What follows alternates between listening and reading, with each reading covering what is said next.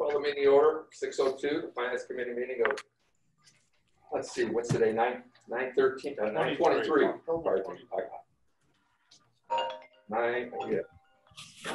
September 23rd. So we all have to announce our names so everybody knows we're here because we're all wearing masks. We may be wearing a mask or they can't see you at home. So John Yule, chair currently, present. Roger Bacon. Joan Mazeka. Lauren O'Neill. Katie McKenna, Finance Director. Jen. Oh, so sorry. Jen Callahan, Town Manager. Also slightly distracted this afternoon, early evening. Thank you. Chief McDowell, you want to say your name? Chief Laurent McDonald, Fire Chief. Thank you. Yeah, very good. So that's here. Okay. First item on the agenda is reorganization of this committee, both for chairman and vice chairman. I'll open it up for nominations. Anybody want to nominate somebody for a chair? I nominate John Yule. Do I hear a second on that? I'll second. Second, all in favor? All right. Wait a minute, we can't do that. That has to be a roll call, right? Right, roll call. Yeah. Oh, go ahead, Trish. Mr. Yule? Yes? Mr. Bacon? Yes. Ms. Mazeka? Yes. Ms. O'Neill? Yes. Okay, now vice chair. Do I hear a motion for vice chair? I would nominate Joan Mazeka. I would respectfully decline. Can't do it. And I think Lauren has expressed concern about being renominated as vice chair as well. Due to some health concerns, yeah, I just don't know about the commitment. So, Roger, would you entertain it?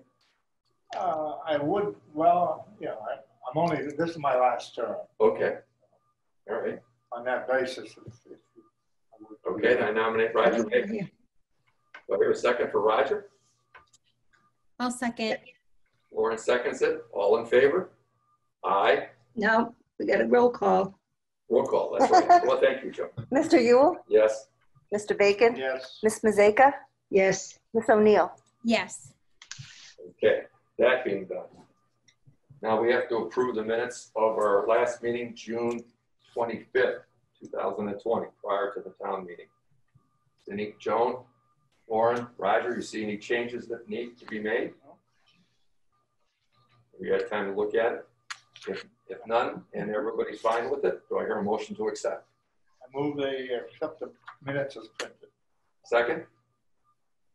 Second. Second? All in favor? John Yule, we got to do roll call, that's right. Mr. Yule? Yes, Mr. Bacon? Yes. Ms. Mazeka? I'll get used to this roll. Yes. Ms. O'Neill? At the end of the meeting. Yes. Okay. Next item is the discussion of the town warrant.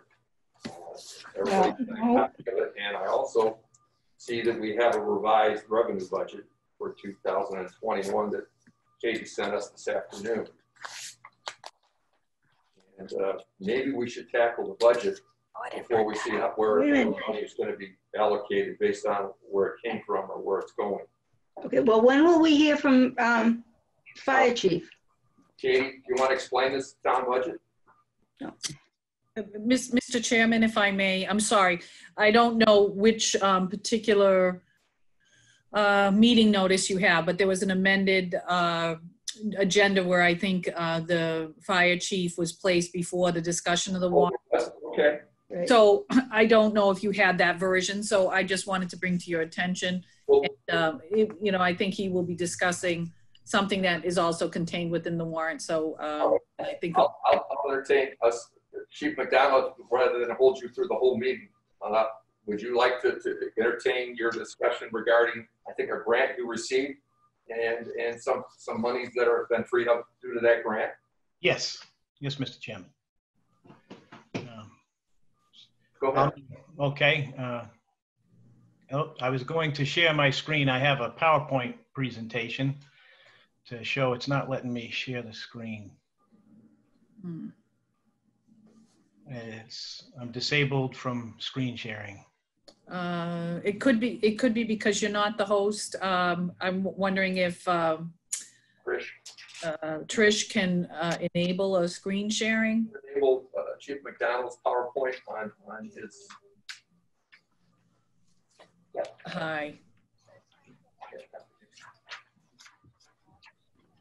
Okay, I'll tell her that. All right, all right. Go ahead.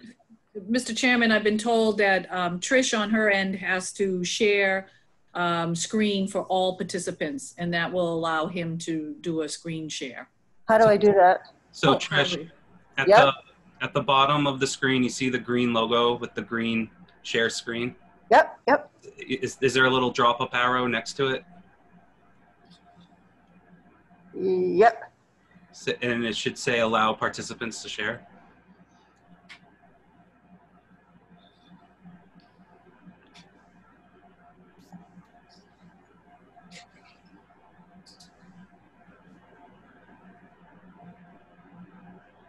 Is that There it? you go. There you go. Oh, yeah, hold on. Well, Yeah, it's still not me, but I yeah, think that's her screen. stop. Okay, click stop sharing.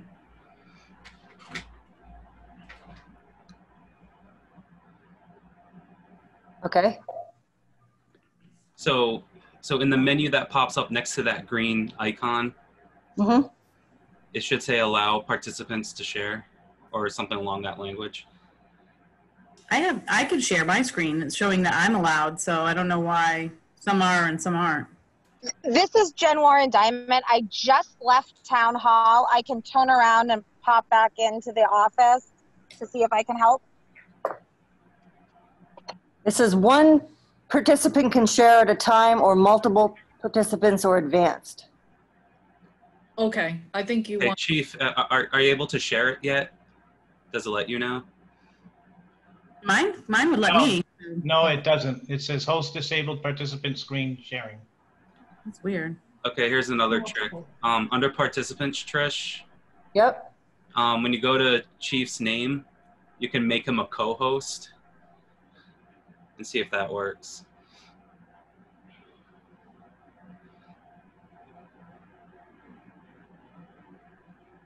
Okay. Make host or co-host?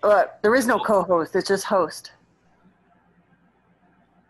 Oh, it says Lauren Oh, there it McDonald goes. started There screen you are. sharing. all right. Whatever Excellent. somebody did, it's fine. Okay. All There right. it is. There we go. There it is. Good evening, ladies and gentlemen. Thank you very much for the opportunity to come before you and discuss these points. So I've got a couple of things to talk about. I just figured a good recap of the 2021 capital request background that we originally worked on, talk about the SCBA Assistance to Firefighters Grant Award we received, and then move to the discussion of the command vehicle replacement project proposal that I want to put before you, and then entertain any questions and discussion. So in the background, as you recall, for the 2021 capital request, we were looking to replace our out-of-date self-contained breathing apparatus for $274,590, a Chevy Tahoe command vehicle, a 2004 for, it was actually $52,000. So our total requests were initially above $300,000, and we were asked, to make it fair for everybody who has their capital needs, to keep our requests to between, I think, $175,000 and $200,000. We were well above that. So what we did is we looked to do a lease purchase agreement for the SCBA and the command vehicle. So the SCBA over 3 years and the command vehicle for a 5-year lease purchase at $10,000 a year. That was the SCBA lease purchase was to be accomplished with $60,000 down that we had from 2020 funds for purchasing SCBA. And then lease the final 2 years with a first payment of $137,500, which was approved at the annual town meeting in May.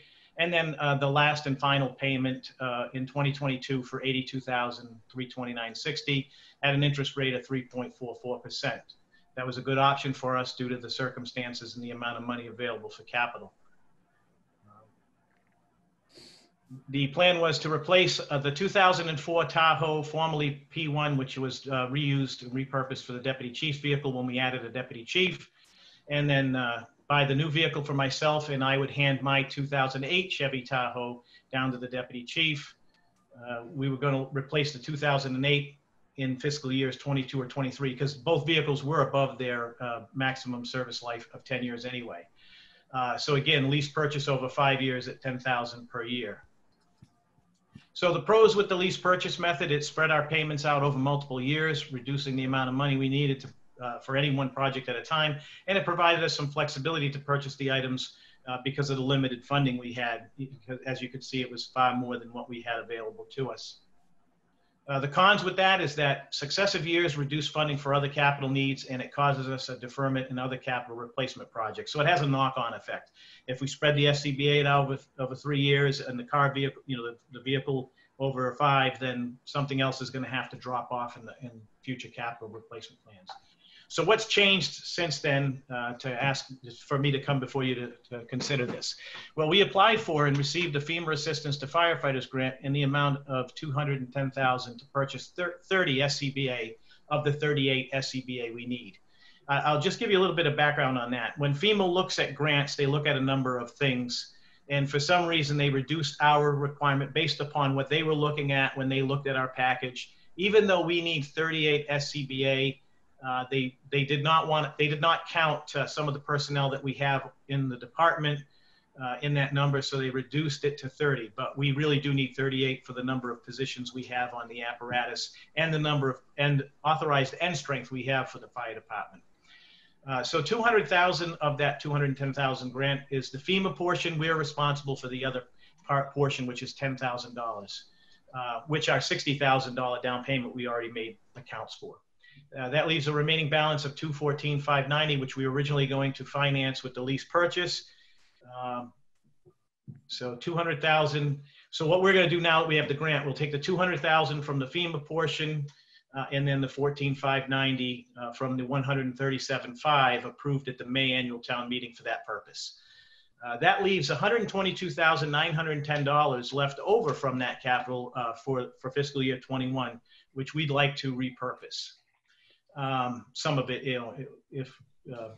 for the vehicle purchase. So we want to repurpose that remainder to, instead of lease purchasing the chief's vehicle, to buy it outright. This way here, we're going to own it outright right from the start.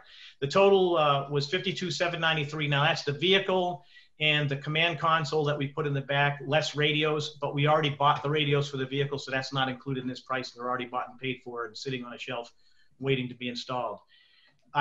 When we did the trade-in analysis for the 2004 Tahoe, they were only going to give us, I think, $2,000 to begin with, and I managed to talk them up to $3,000 based upon some of the Blue Book value that I saw there. So we're going to get $3,000 in trade. We already have $10,000 set aside for the lease purchase.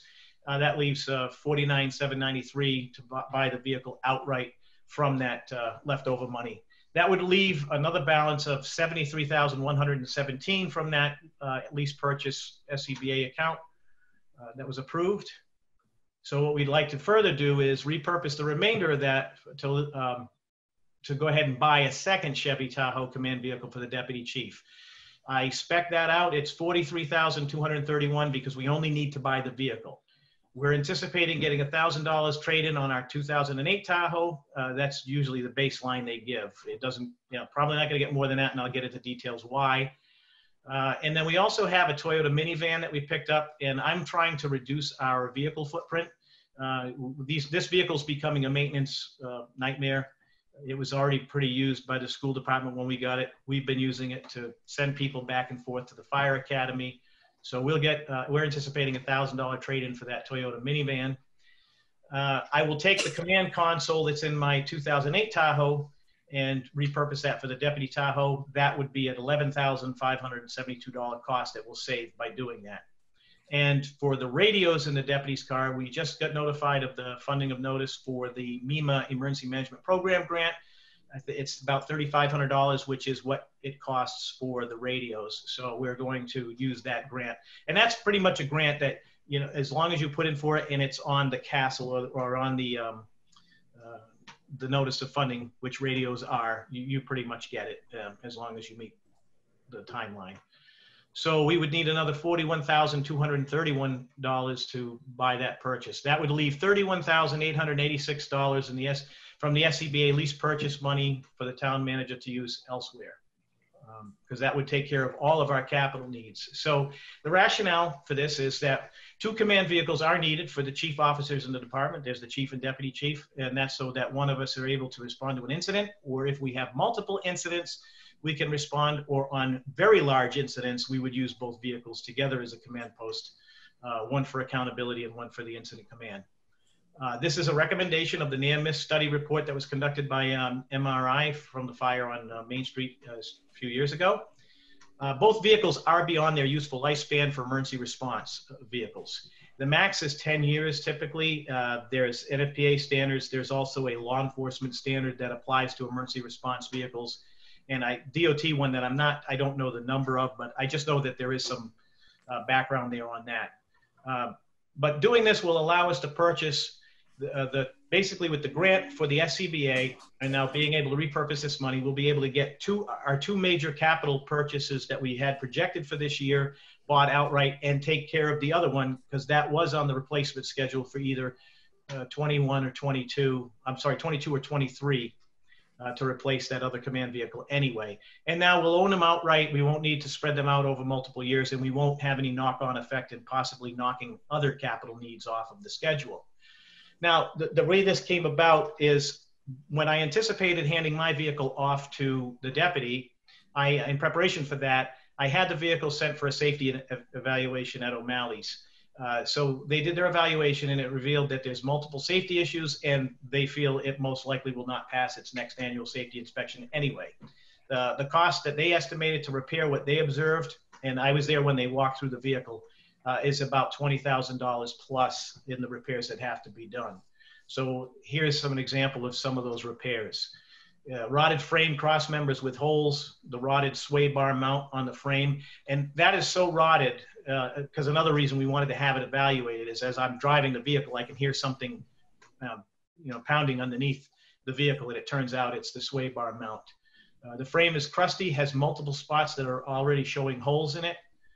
The brake lines are crusty and will rust through soon. In fact, he kind of cautioned me to be careful, driving, and if it fails, it could fail suddenly. So I'm kind of using extra caution with it. Right quarter panel is rotting from underneath. The exhaust shield mount is rotting off, and that's another thing that's rattling because one side's actually released from the frame and the other one's just barely attached. All 4 passenger doors are showing rot from the inside out, as they typically do. The rear gate has rot all along the bottom. There's rust on the hood, it's blistering, and it's going to break through soon. And then there's multiple leaks on the drivetrain system. So the vehicle's 12 years old, and it's basically tired. So that's what I wanted to put before you. I want to thank you for your time and support. You've been very good to us in the emergency services. In addition, the Board of Selectmen, our town manager, and our finance director, and of course the citizens, especially in this time of COVID. We've seen a great deal of support from all of our town leadership, which has helped us to be able to do our job more effectively and more efficiently. And the citizens have been very good to us as well, through either donations or just sending us cards or messages, giving us thanks for what we're doing. And so that goes a long way with the staff, and I'm very proud to be a part of this organization. So there's what we talked about tonight, and so I figure we can move on to any discussion and questions, and I'm going to figure out now how to unshare my screen. There we go. Questions? Anybody on the committee have any questions of Chief McDonald? Well, I do, Chief. Okay. Okay. I'm looking at the capital request. I'm following your 2008 Tahoe, the command vehicle. And the fact that I'm looking at what your Deputy Chief John Gallagher wrote, and I think Part 2 was scheduled for FY 2022. What was scheduled for 21 was replacing 2 vehicles, and that was the 2004 Chevy Tahoe with 130,000 miles on it, and the Ford F-350. And you're not talking about that. That was 68,000 projected, and of course your vehicle was 60. And the second command vehicle, which is what I think you're talking about, is 60 for 2022. So basically, we're leaping over on the second vehicle to 2021, and we're bypassing 2021 the 2 vehicles, Rescue 3 and the Paramedic 1 replacement. Am I missing something here, or is that? No, you are spot on. That is correct. And the reasons being is because in terms of criticality, the two Tahoes, we figured we could get a little bit more life out of the 2008 Tahoe. And we do have the other F-350 pickup truck that the fire prevention officer, Captain Sellers, drives. Yeah. So the pickup isn't our main priority any longer, Rescue 3. Again, we thought we were going to be able to repurpose my vehicle for use by the deputy chief, but when we had this analysis done and saw how bad the rot was on it, we need these two vehicles more than we do. If all things being equal, if we had to cut a vehicle completely out of the inventory and not really suffer too much harm, it would just limit us in being able to tow some of our equipment like the boat and the UTV. It would limit us to one vehicle available to tow those vehicles.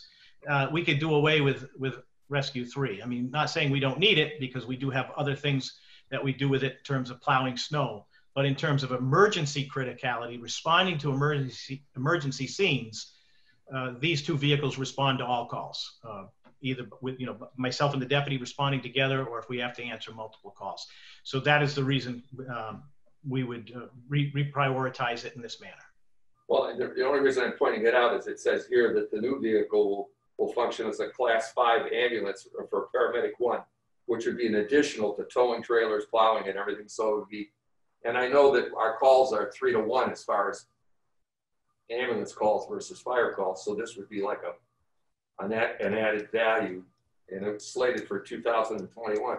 Are you still slating this for 2021 with your capital request? Because it seems we're financially more viable is from a department standpoint answering the ambulance calls. And if this vehicle can, if I'm reading this right, can act as a paramedic backup, that would make a lot of revenue sense so that we're not missing those calls or diverting them to some other communities. Am I missing something? Yeah, a Type 5 vehicle is like a not the first responder, but it's more or less a vehicle that responds. It doesn't transport. So there may, in other words, we may send a paramedic out on that to intercept with another ambulance. If we do that, then we just bill that other ambulance service for the intercept, and they get to keep all the other revenue. And I don't know what it's typically around $250, but I really don't know exactly what we charge for intercepts. So a Type 5 ambulance doesn't necessarily net us anything on in terms of receipts other than perhaps that intercept cost. And if we're going out on our own in our own town for it to intercept, there's no cost other than what's transported on the ambulance. So, or if we have to call in, if that vehicle goes as a Type 5 emergency response vehicle with a paramedic on it, for another town's ambulance service, they would collect the revenue from the transport. We would get nothing on that because if we're calling them into our town for mutual aid. So, and right now we actually, the P1, which is the 2004 Tahoe, was designated a Type 5 ambulance because it was initially used as a paramedic intercept vehicle. And we're not really doing that so much anymore. Most get 100, but that being said, are you still planning on putting in this request for 2021 where you're reducing the Mr. Chairman? No. Down to 1? In 2021, so. Yeah, I mean, well, I'm talking about the capital request here. I mean, okay, we're in 2021. That's already been completed. 2021 is complete. Yeah. So where are we at with this request that was passed over? We don't have any requests yet for 22. That's coming in October. Yeah, and I don't plan on requesting a replacement for that vehicle in 2022 because the priority was going to be to replace the command vehicle. That's what I'm saying is, so now if we do what my suggestion is, the plan was to get one of the Tahoes and the SCBA this year. So we're able to do that. And what I want to do is buy the other command vehicle, which I was going to project to do for FY 2022. But seeing as we have this funding available and the criticality, because both vehicles are. What are we going to do with these two vehicles, the 2004 and the F-350? What are we going to do with those two vehicles? Because in this request that was passed over, Katie's right, 2021, we were going to get rid of one and keep and replace it with one as opposed to having two vehicles. Are you still going to carry those forward, those two vehicles on? From a maintenance standpoint, are you still going to house these two vehicles? I'm sorry, I don't understand which vehicles you're talking about now. Talking about the Rescue 3 and the Paramedic 1, where it's a we've got an F-350 and we have the 2004 Tahoe. Okay, so the 2004 Tahoe is no longer paramedic one. It hasn't been since I took over as chief. That's the deputy chief's vehicle now. So that's one of the vehicles we're looking to replace. That will be traded in for the Tahoe right now. We're getting $3,000 off of my vehicle for trading in the Tahoe. Okay, what about the F-350? The F-350 is still on the books. It's as is. And so you're going to keep it, even though you want to, according to this, you want to get rid of it. So that's where I'm at. Yeah, what we're going to do is get rid of the Toyota minivan that we have. I got that. So okay, you're getting rid of that, but you're going to keep the F-350. Yes, and we'll look to replace the F-350 most likely in fiscal 2023. Okay. I did have a quick question, and this is, I think, almost out of sheer curiosity, Chief. So buying the Chief's car outright, and then you mentioned a savings of around 11.5 because you were going to, I feel like I wrote this down incorrectly, but let's see. You were going to put your command console into the, was it the deputy chief's car? So will your car have a command console at some point too, or what would that look like? So because we were trading in the deputy's vehicle, the 2004 Tahoe, which doesn't have a command board. Got it. The one I have was going to go to John with my command board in it, but because it's not really viable to pass down to him, what we're going to do is before we trade that vehicle in, we're going to take the command board out. That's an $11,500 value, and put it in the. It's made for the Tahoe, so it'll fit. Oh, perfect. Thank you. Mine comes with one, so that's why it's not as much. Oh, great. Well, that's good.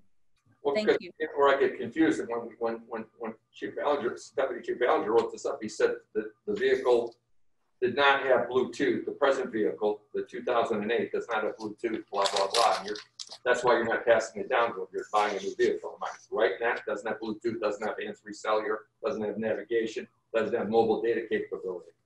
It has standard 2008 technology, but the main reason in not passing it down is when we had it evaluated, it's just not, it's past its service life for emergency purpose use, and it's got too many safety issues that require too much to be done to it. Okay. So we're left with the F-350, which needs maintenance according to this. So that's my observation from what he wrote up here. That's basically a liability. In other words, we're pouring good money into bed maintaining that F-350. I'm only going by what he wrote. So yeah, I can't speak to what Deputy Chief Belanger prioritized when he was the interim chief. I got it. I can tell you off of my analysis that in terms of criticality, that truck, really, we use it if we have to pull some trailers and everything. We use it to plow snow, and I don't really use it as an emergency response vehicle right now. In fact, it's no longer called Rescue 3 because it doesn't really carry rescue equipment on it other than the wetsuits that they use for ice water rescue during the winter time. And we have now relabeled it I believe it's Car 3 now. So. Hey, Chief. Well, anybody have any other further questions of the Chief? If not, I want to thank you, and I want to thank you and your department for securing the grant that we could have the conversation we're having, and the fact that you're going to have some residual of $38,000 left over after you complete these new purchases. And I think that's a job well done. You and your department should be commended for pursuing that. Thank you, Mr. Chairman. Thank you. Thank you. All right, next item is this. Katie, you want to go over this revenue budget before we start seeing how it's all going to be allocated based on the town warrant?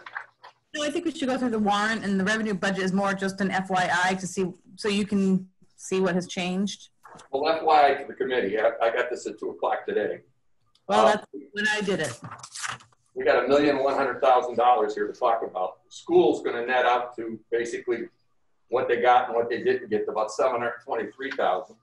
The town's going to net out to roughly general funds about general funds $377,000. So I don't know where free cash looks like. We're looking about $625,000. I'm just. not sure what I'm not sure what You can correct me if I'm wrong, but it looks like we've got money. I don't know. I'm sorry, I'm not following at all. I know, it's hard to follow, but I. Sure, Mr. Chairman. Effort to do it. Mr. Right, Chairman. let's go over the warrant. Mr. Chairman, if I might, hi, it's Jen Callahan, the town manager. Mr. Chairman, through you to the committee, I think it would be helpful to actually set the backdrop for why we're coming before you tonight, not only with the number of articles we have, but also with the perspective of how our finances have been in flux for quite some time because of the COVID-19 pandemic, and how when we actually defined our budget through town meeting and made a revised budget as we approached that annual town meeting in the spring, actually early summer, because of COVID, we now have more definitive numbers. And because of that, that is why you're going to see us actually try to adhere to the financial policies that we have in place, mainly looking to enhance our reserves, put our money into stabilization, put it into capital projects, and put it into contingencies. Because as you know, despite the fact that some of these numbers that have been not solidified by the state more recently have been solidified in terms of instead of the much more extreme budget projection that they told us to budget on, they, meaning the governor and the state legislature, had indicated to us a couple weeks ago that they were going to level fund us as opposed to taking a 20–30% cut on top of regular reductions. And so therefore we have some capacity to put some money back. But bear in mind, once again, they continue to tell us and impress upon us, we have no idea for next year because of the loss of revenues while the pandemic continues to affect our economy.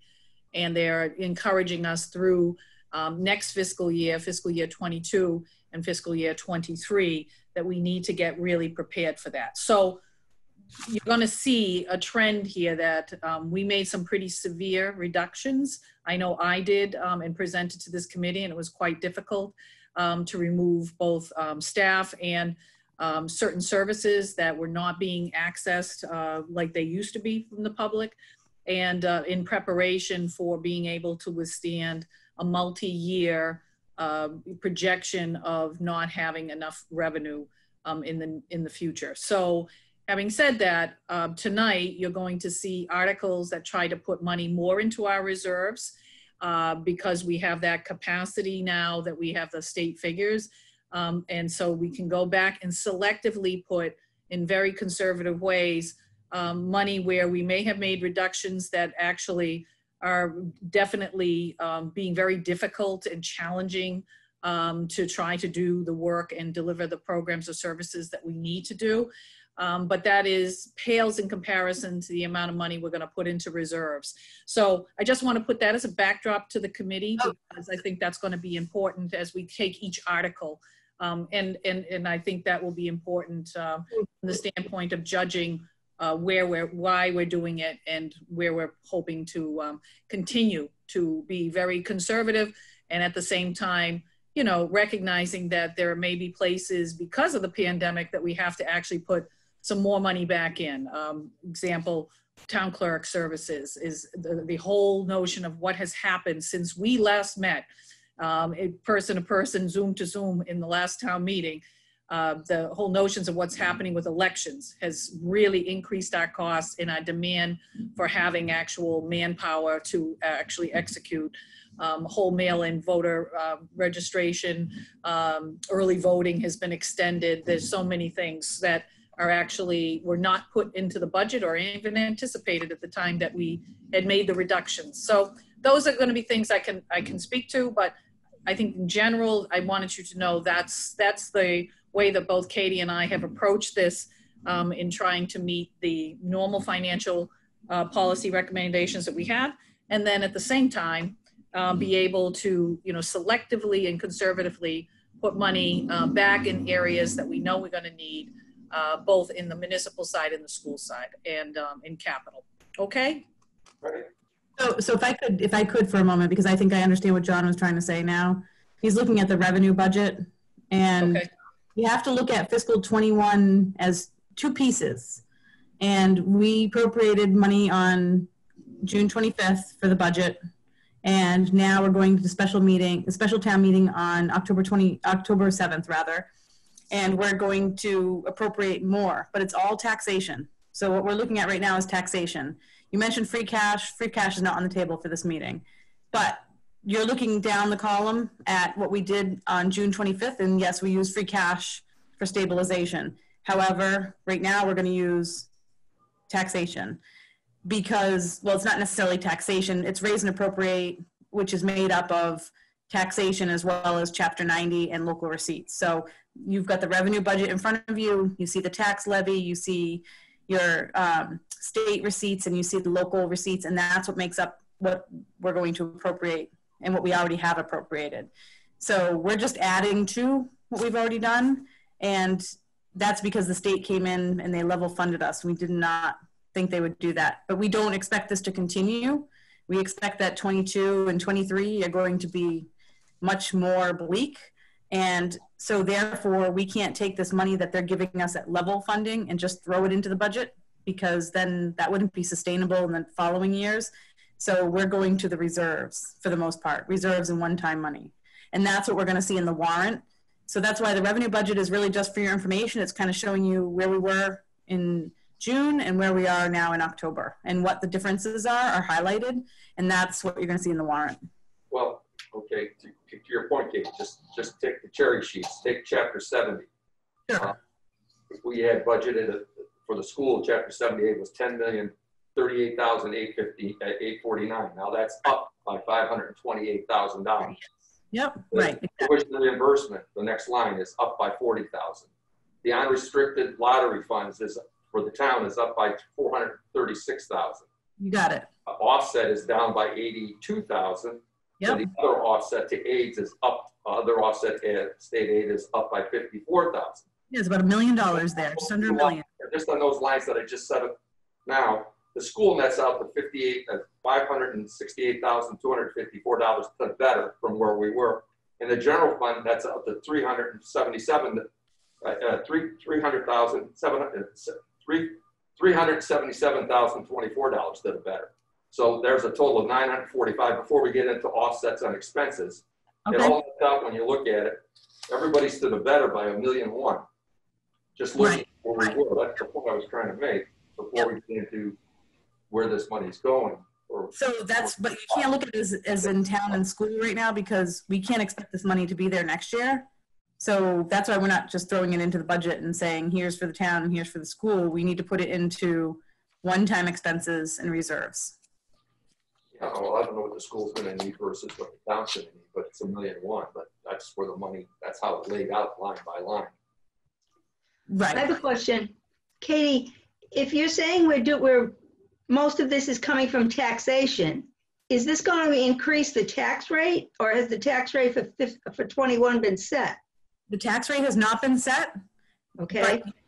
The tax rate is really a variable.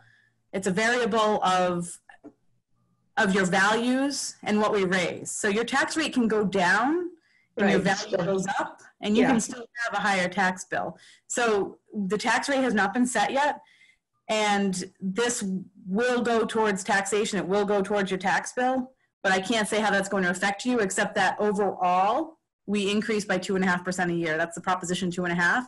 But that, some people might see a 10% increase and some people might see a decrease. It's all based on values. So no, the tax rate hasn't been set. But this is going towards taxation.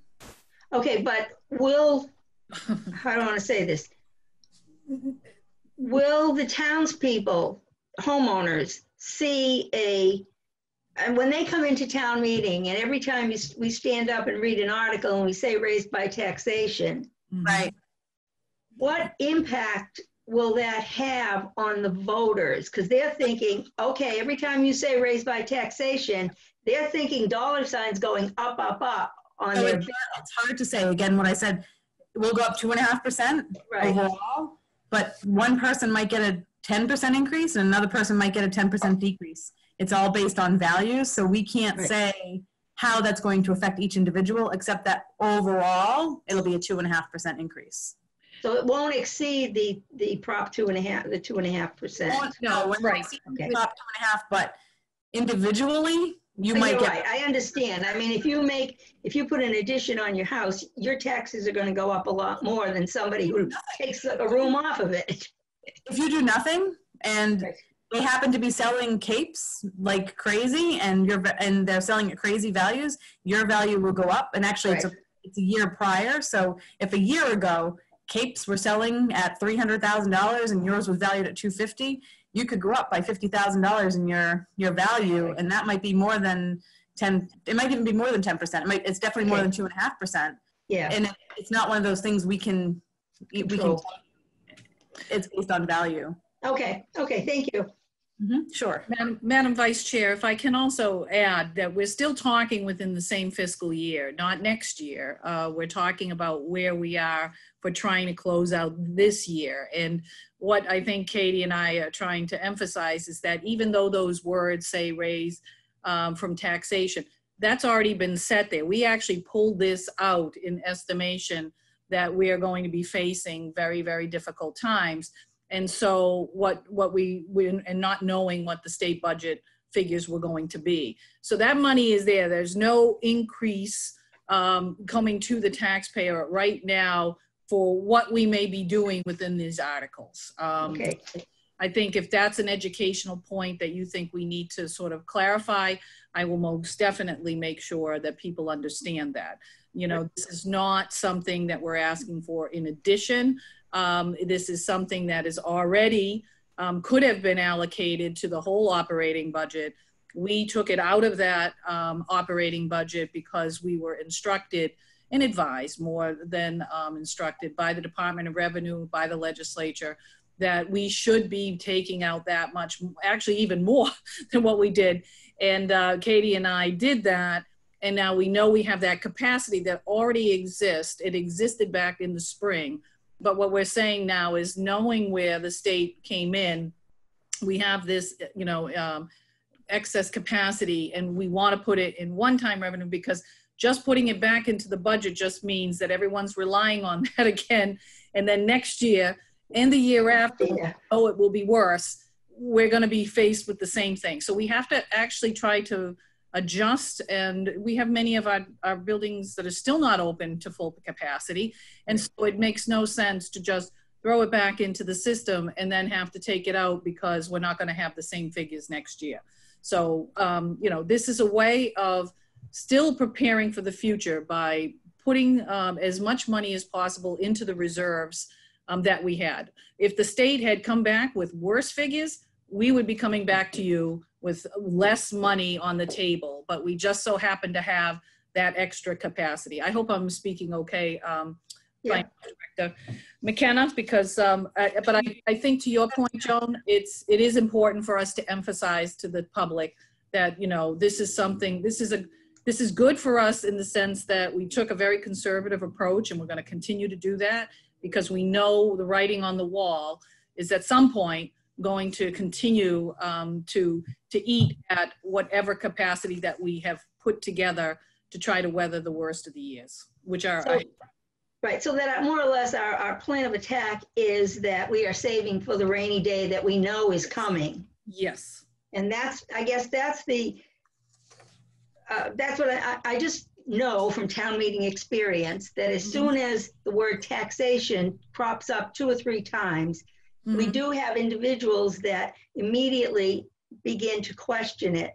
And I'm not saying that we should open the meeting with a discussion of it, because then we're putting everybody, I think, on the defensive, but we should be prepared to answer that question in the most succinct and easy way for the public to understand that, you know, this is what's going to happen, and maybe head off a lot of other questions that will, you know, tumble down as a result of one person's question of why are we doing taxation.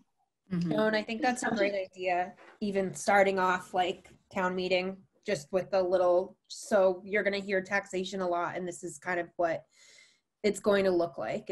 So I agree. And actually, the warrant articles are written to say either by taxation or a transfer from available funds. So actually, the motions may. The motion is the one that does it. Transfer, but some they actually say transfer from available funds more frequently than what is on the warrant. But the warrant, the flexibility, depending on what the finance director and myself, you know, as finances can be fluid depending on what's coming in. As you know, now we have a grant, so that created, you know, an opening for us so that we want to actually repurpose those funds, you know, from where we had already allocated. It's not new money that we're asking from the townspeople, and it's not new money what we're going beyond our tax levy capacity. It's just that we may be transferring it to a new purpose. So I think the point's well taken. I appreciate that.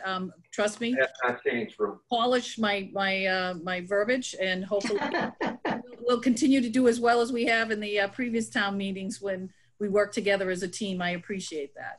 Thank you. Look at the first two lines of Katie's budget. Okay, they didn't change. The tax levy was 24,085,895, and the proposed 2.5 was at 602. So those numbers didn't change. Where this money came in was off, again, the cherry sheets where the state said plan for the worst, and we planned for the worst plus, and now we're back to just the worst. So there's where your money and some of the offset on the non-appropriated expenses.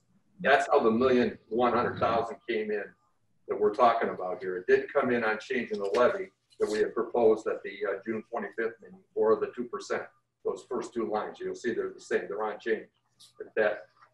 So it's down below on the cherry sheets and the unappropriated expenses where the monies were derived that we're talking about going forward here off Katie's sheets. Yes. Okay. Okay. Moving forward. All right. So. All right. Would you like me to start with the articles, Mr. Chairman? Please, if you would. Sure. Article 1 obviously is a report of any town officers or committees, and it wouldn't be under the purview of the Finance Committee necessarily to have to worry about that, because it's not, I don't see any reports that are financial related. Article 2 is to see if the town will vote to transfer from available funds and appropriate money for a past year bill.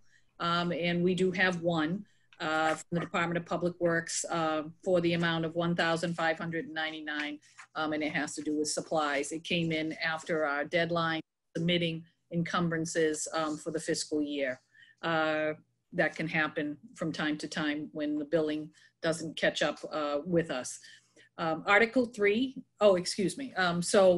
if you, that has the only implication that we were looking to pay it from, it's a prior fiscal year, so we're looking to make sure we can pay for it for this fiscal year. It should have been addressed before June 30th.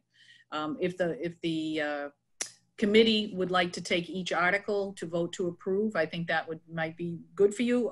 If you want to do it that way, it's up to you, Mr. Chairman. So I'll pause until you give me that direction. I'll get a motion to accept Article 1 for $1,599 from FWFB Mason. That's Article 2. Article 2, pardon. Is there a motion to approve? So moved. Second. Second. Joan? Yes. Roll call? Mr. Yule? Yes. Mr. Bacon? Yes. Ms. Mazeka? Yes. Ms. O'Neill?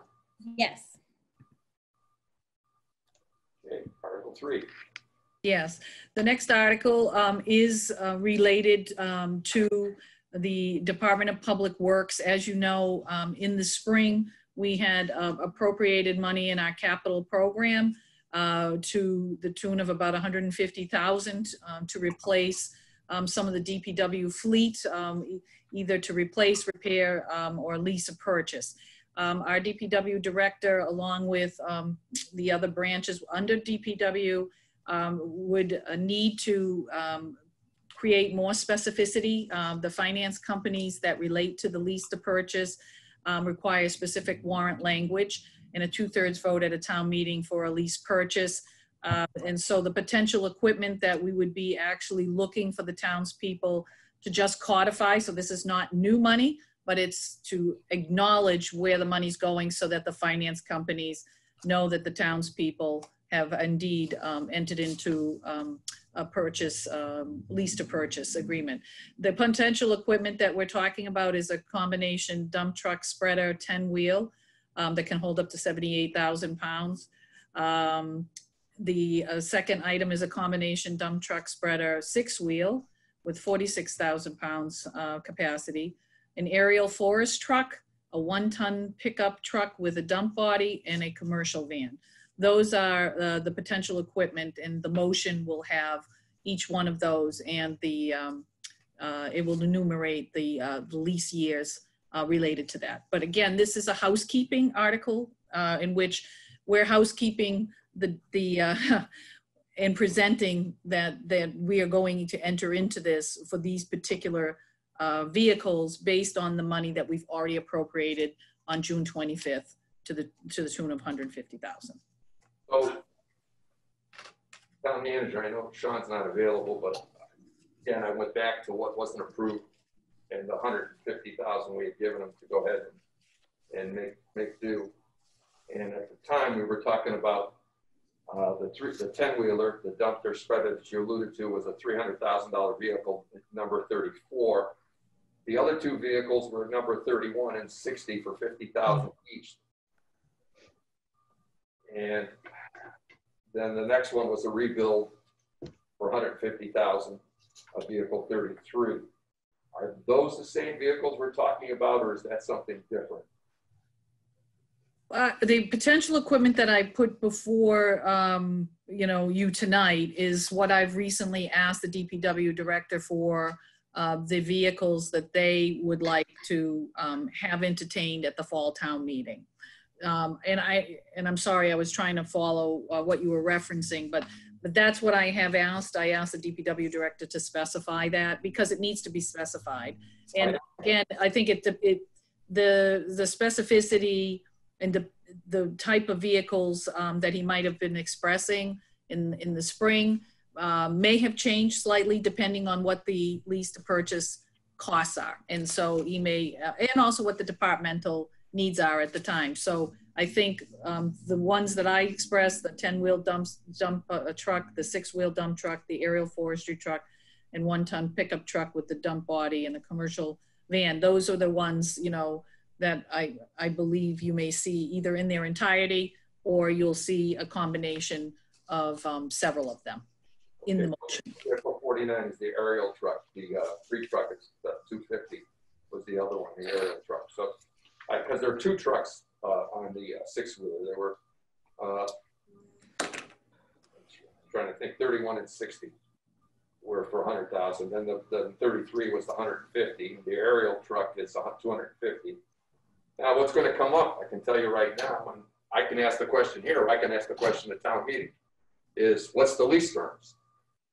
That's going to be specified. Mr. Chairman, I'm sorry, but that will be specified in the motion. Many of them may be 5 years or more. And if that's the case, that's why that 2/3 vote would also be necessary, because it's for a longer lease period of time. But I can actually make sure that the DPW director will supply that. And so the motions, will be, likely, put into effect. I needed to get which vehicles first. He's working on those finance terms with the purchase lease companies. So I can provide that for you in advance. The actual motions, but that's the motion. So you're looking at the article and I guess, the other aspects of what makes the article in the motion, meet the merit of being acceptable by town meeting and being passed and then being able to be executed. We'll make sure that we have that verbiage in there, and that would be included in the motion. What should be included is the useful life of the truck, the original costs, the actual, if there's any down payment, what the percentage of the lease is, if it's 11% or 2%.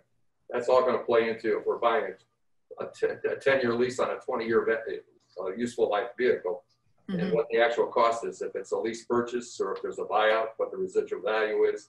These are all things that are going to want to come up with. I hate to say this, but they'll come up at town meeting. It probably should have come to us so that we wouldn't come up at town meeting, but we'll go ahead and we can entertain all this. So whatever the motion is, it should cover all those pertinent facts, just FYI. Sure, and I would expect our DPW director to be able to present that at town meeting and to articulate it. Again, we're not increasing any amount that the townspeople have already said that they are willing to put that. Again, this is not for the, it's not just for the townspeople. The townspeople already voted to appropriate $150,000 towards whatever combination of vehicles for lease to purchase. What we're saying now is we're doing this less, if it goes beyond 5 years, yes, that's one of the reasons why we got to bring it before town meeting. But the other thing, more importantly, is that the finance companies want to see those terms. So I don't want to think that it's something more that we're doing, but it is just the legal parameters of being able to execute a lease to purchase. And we got to do that in order to qualify and to execute a finance terms for any vehicle. But we're not asking for more money. We're just asking for, and we did talk about those different vehicles. And at the time, you know, like anything, lease to purchase terms right now are very different than they were prior to COVID. And, you know, just like, you know, I was just reading the other day, you know, people are looking to buy a house, you know, the cost of houses have risen 14% just in the last month and a half, 2 months. So, you know, things are changing. So I think that's one of the reasons now they are solidifying what vehicles and what other terms are, and those will be spelled out. But I will make sure that Sean Dyball gets those terms and the, you know, financial arrangements that you were expecting in advance, Mr. Chairman. Okay.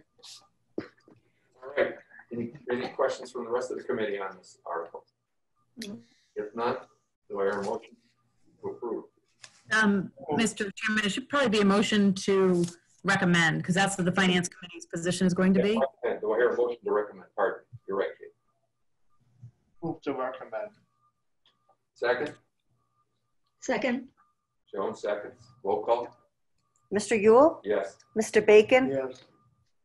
Ms. Mazeka? Yes. Ms. O'Neill? Yes. Okay, Article 4. Thank you, Mr. Chairman. The next article has to do with actually placing money into the stabilization fund. What you have seen is, even though we have a stabilization policy that we adopted this past year to put a certain amount in, that was actually voted upon prior to the COVID pandemic. And obviously I am eager, as I have been since I've come here as town manager, to increase our stabilization account that was more around $465,000, and both Katie and I have moved that to be in the recommended area of 3.4% of our overall annual budget.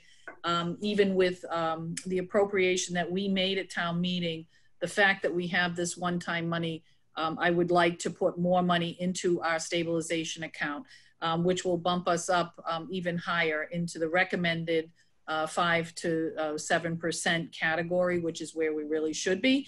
So initially, when Katie and I were talking about it, we were anticipating potentially putting an additional $150,000 into our stabilization. I actually have come back to Katie late this afternoon, and my recommendation to this committee and to the townspeople is going to be to place $180,000, you know, into that stabilization count after some of the preliminary discussions I've had with the superintendent about where we're going to allocate some funding back to them, and where we're putting the funding that we know we need to put back into our operational budget. But this is a good chunk of change that will help us move into that higher realm of where we should be by DOR recommendations, and where we need to plan for the anticipated shortfalls in revenues that are going to occur next year and the year after. Where will that put us as far as dollar amounts total in the fund with this 180? Yeah, we're at 3.4. Oh, so we were at, if you can hold 1 second, I have that. I just got to put it in front of me. All right, so we were in the spring at 3.4% of the budget, which was roughly, because you have to account interest, was roughly around 1.34 million. And so if we add this into it, we'll be at about 3.8%, and we'll be more like about, you know, 1.5 million, 1.5 million. So it's moving up there. 3.8% is better than 3.4%. So we'll be at 1.5 million. Yes. 3.8%. Okay. And the recommends a 5 to 7%. Yes. Yep. At least 5%. So we're moving like lightning in that direction in 2 years. So I thank this committee for having the same, and our finance director for having the same commitment to wanting to build our reserves. And then I think we're doing that very, very, very much as a team, and that's very important to the future health of the community. Any questions from the rest of the committee on the stabilization addition of 180,000? Move to recommend. Second on the recommendation. Second. All in favor, roll call. Mr. Yule? Aye. Mr. Bacon? Yes. Mr. Miss Mazeka? Yes. Ms. O'Neill? Yes. Okay. The next article is Article 5, and that is an article that is looking to put the money that we have, I already told you about that we have, that's one-time money, into our capital stabilization fund. Now, as you know, the townspeople have voted to create the capital stabilization fund. That was per the recommendation of our finance director and the town manager, but we did not have money in that fund. So this would be the first sizable deposit into the capital stabilization fund. As you know, the Department of Revenue allows communities to set up any number of stabilization accounts with a particular or focused purpose. It adheres to the same type of parameters that a stabilization account would, which is it takes just a simple majority to put the money in. It takes 2/3 out, a vote to take any money out would require a 2/3 vote. And the purpose has to be of the same nature that the capitalization fund was set up. So this is a capital stabilization fund, and we would ask the committee to support putting $200,000 into that stabilization account. So that would go toward like capital projects? Yes. Right now, you know, a lot of our capital plan is typically funded in a variety of different places with one-time monies, whether it's free cash or the like. So what this will do is we will continue to build this, particularly if we have a major unforeseen or a planned capital project. One of the things that makes me quite concerned is, like, we started to put money in our building improvement fund, and we have a number of things that we've had the townspeople vote to approve from year to year. The library was one of those things, and I'm going to talk to you about the fact that we got a grant and we went ahead to fix the envelope that was leaking at the library for one whole section of a wall. And they've gotten in there this summer only to find that the wall underneath, and I'll have some quite incredible pictures of the original wall from 1900 that was literally behind the facade on the outside. And it was absolutely crumbling to the point where the concern was that it could actually collapse. And we would not have known about that had we not applied for the grant, got the grant. But having said that, now with the structural engineers that have come in place, this is now a much more serious project. And so that would eat up all of the building improvement fund. But this is like an example of how we can get into some kind of capital project need. And if we don't have places where we can go, you know, that's when, you know, to the vice chairman's point, is that's when you sometimes have to actually go back and ask for more money. And, you know, my best foot forward is to plan and to put reserves aside so that when we have these unexpected events, that we can contain them as much as possible within the levy and or with one-time revenues. So that's what this would be. But this capital stabilization account is not being used right now for the library. I'm just giving you as an example in the future that we might have something that comes up that we would need it for. This doesn't, town manager, this doesn't, when we look at our capital budget, because last year we did 2.4 million and we left 1.8 unfunded. I mean, not to sneeze at 200,000, but does that have any correlation to what all the capital requests are going to be? Because that would pale in comparison to what we did a year ago, or even the year before for that. No, I mean, I look at this, you know, the capital stabilization fund when it was set up, I think is looking for a much more, you know, larger scale projects, you know, oftentimes, you know, things that may be, you know, beyond, you know, a $20,000 threshold and something that we might be planning for, but don't have, you know, the ability to do, say, within the building improvement fund or with one-time revenues that year, but we know that we need to have it done. So I look at it as if we continue to build that fund and 250,000 is an excellent start, that, you know, we'll be prepared to be able to address continuing capital needs that you have described that might become more emergent, like I gave you an example, you know, in the future. So it doesn't affect anything that we already have in that capital plan. It's actually, you know, there to help us with the future plan so that when the state monies dry up and our potential overall revenues do, and maybe perhaps even our free cash numbers start to change in the future years, we'll, you know, slowly be building that up in case we need to go to it because we have no other place to go to. So this is like a buffer, if you will. It is. It is. It's a planned buffer for capital projects. And we oftentimes get hit with out of the blue that we are not capable of addressing unless we go back to townspeople and get a, you know, a full article together. You know, fixing, you know, the fixing of the furnace and boiler in the OCC was, you know, a large expense that we weren't anticipating. But in the future, if we weren't able to you know, get that approval, we'd have to go someplace. And this might be one of the places we could go. And you're asking for 200 or 250? Excuse me, 200. I'm sorry. Did I say 250? I apologize. Yeah, you did. And then you said 250. I wish. I want to put more. So 200. All right. Any questions of the committee? No, I don't think so. Hear a motion to recommend? Move to recommend. Second? Second. Roll call? Mr. Ewell, Yes. Mr. Bacon, Yes. Ms. Mazeka, Yes, Ms. O'Neill. Yes. Articles, thank you. Article 6 is looking to put money into our building improvement fund. As you know, the townspeople did vote to place money into our building improvement fund in the spring. And one of the things that was contained within there was money that we put aside for our library.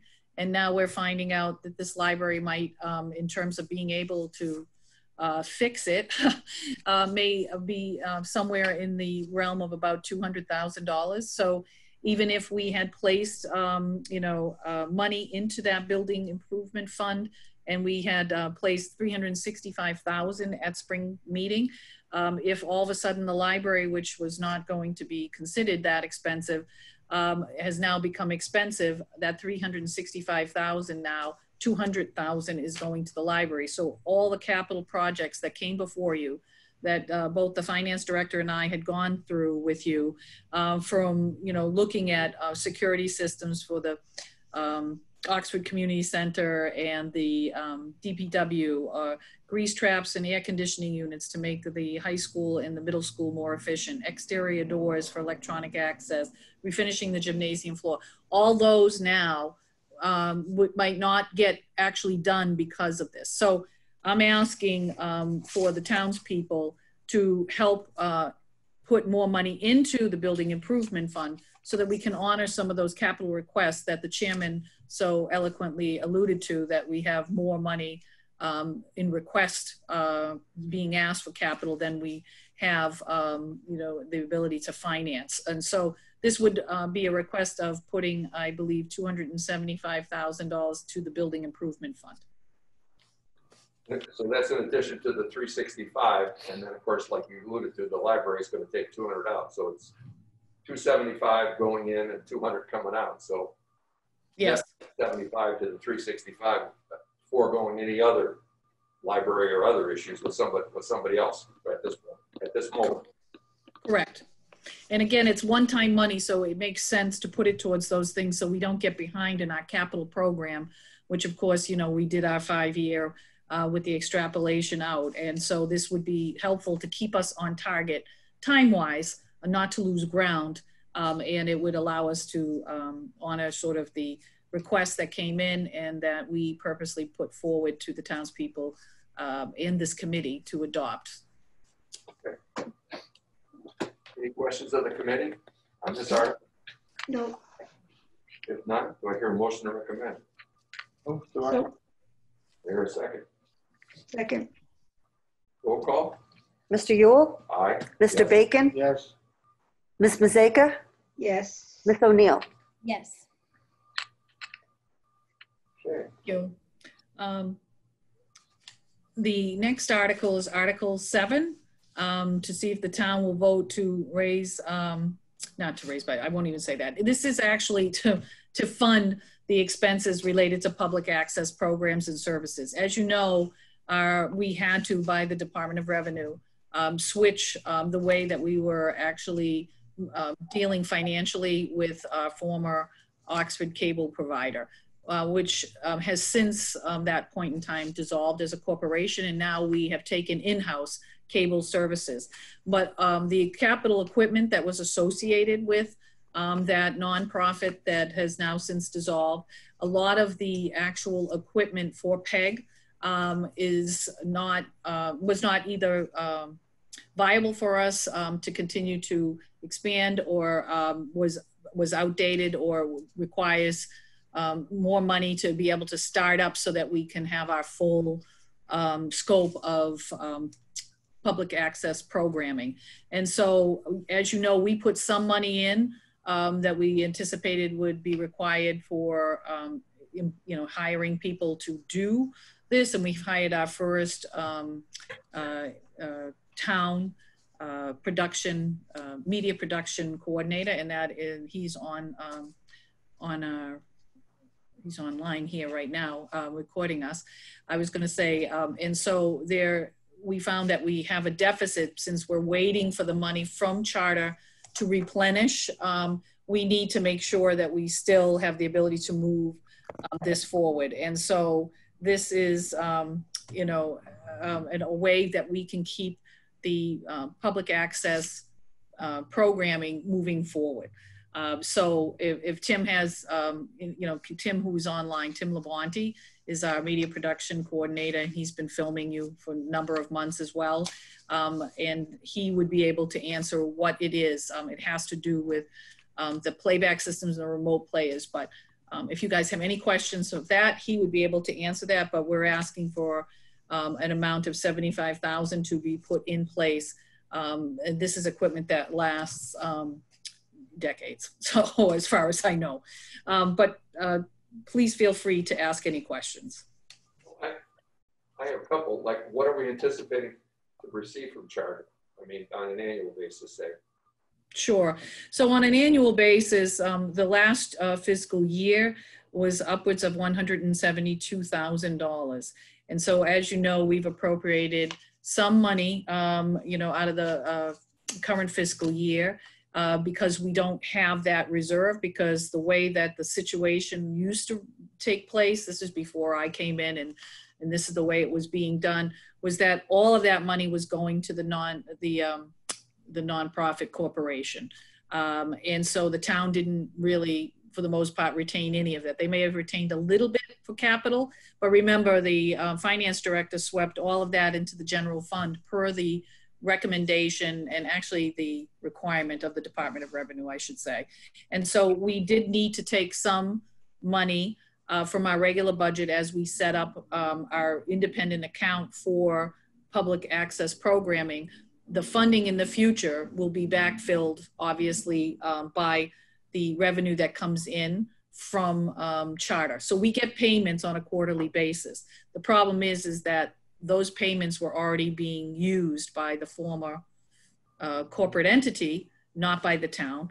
And so we didn't have any reserves where we were really sweeping in. So we had, withheld one of the payments from the previous fiscal year, but going into the next year, we should be really solid. So this year is one of those transition years, both for hiring this, the staff to do this, and then also having the proper equipment. But that should all be able to be covered absolutely at a reduction, I should say, from that 172,000 that was previously used as a barometer for expenses for public access programming. And it would come from charter payments to the town. It will not come from the towns, but we will vote to appropriate that to this new department in the town.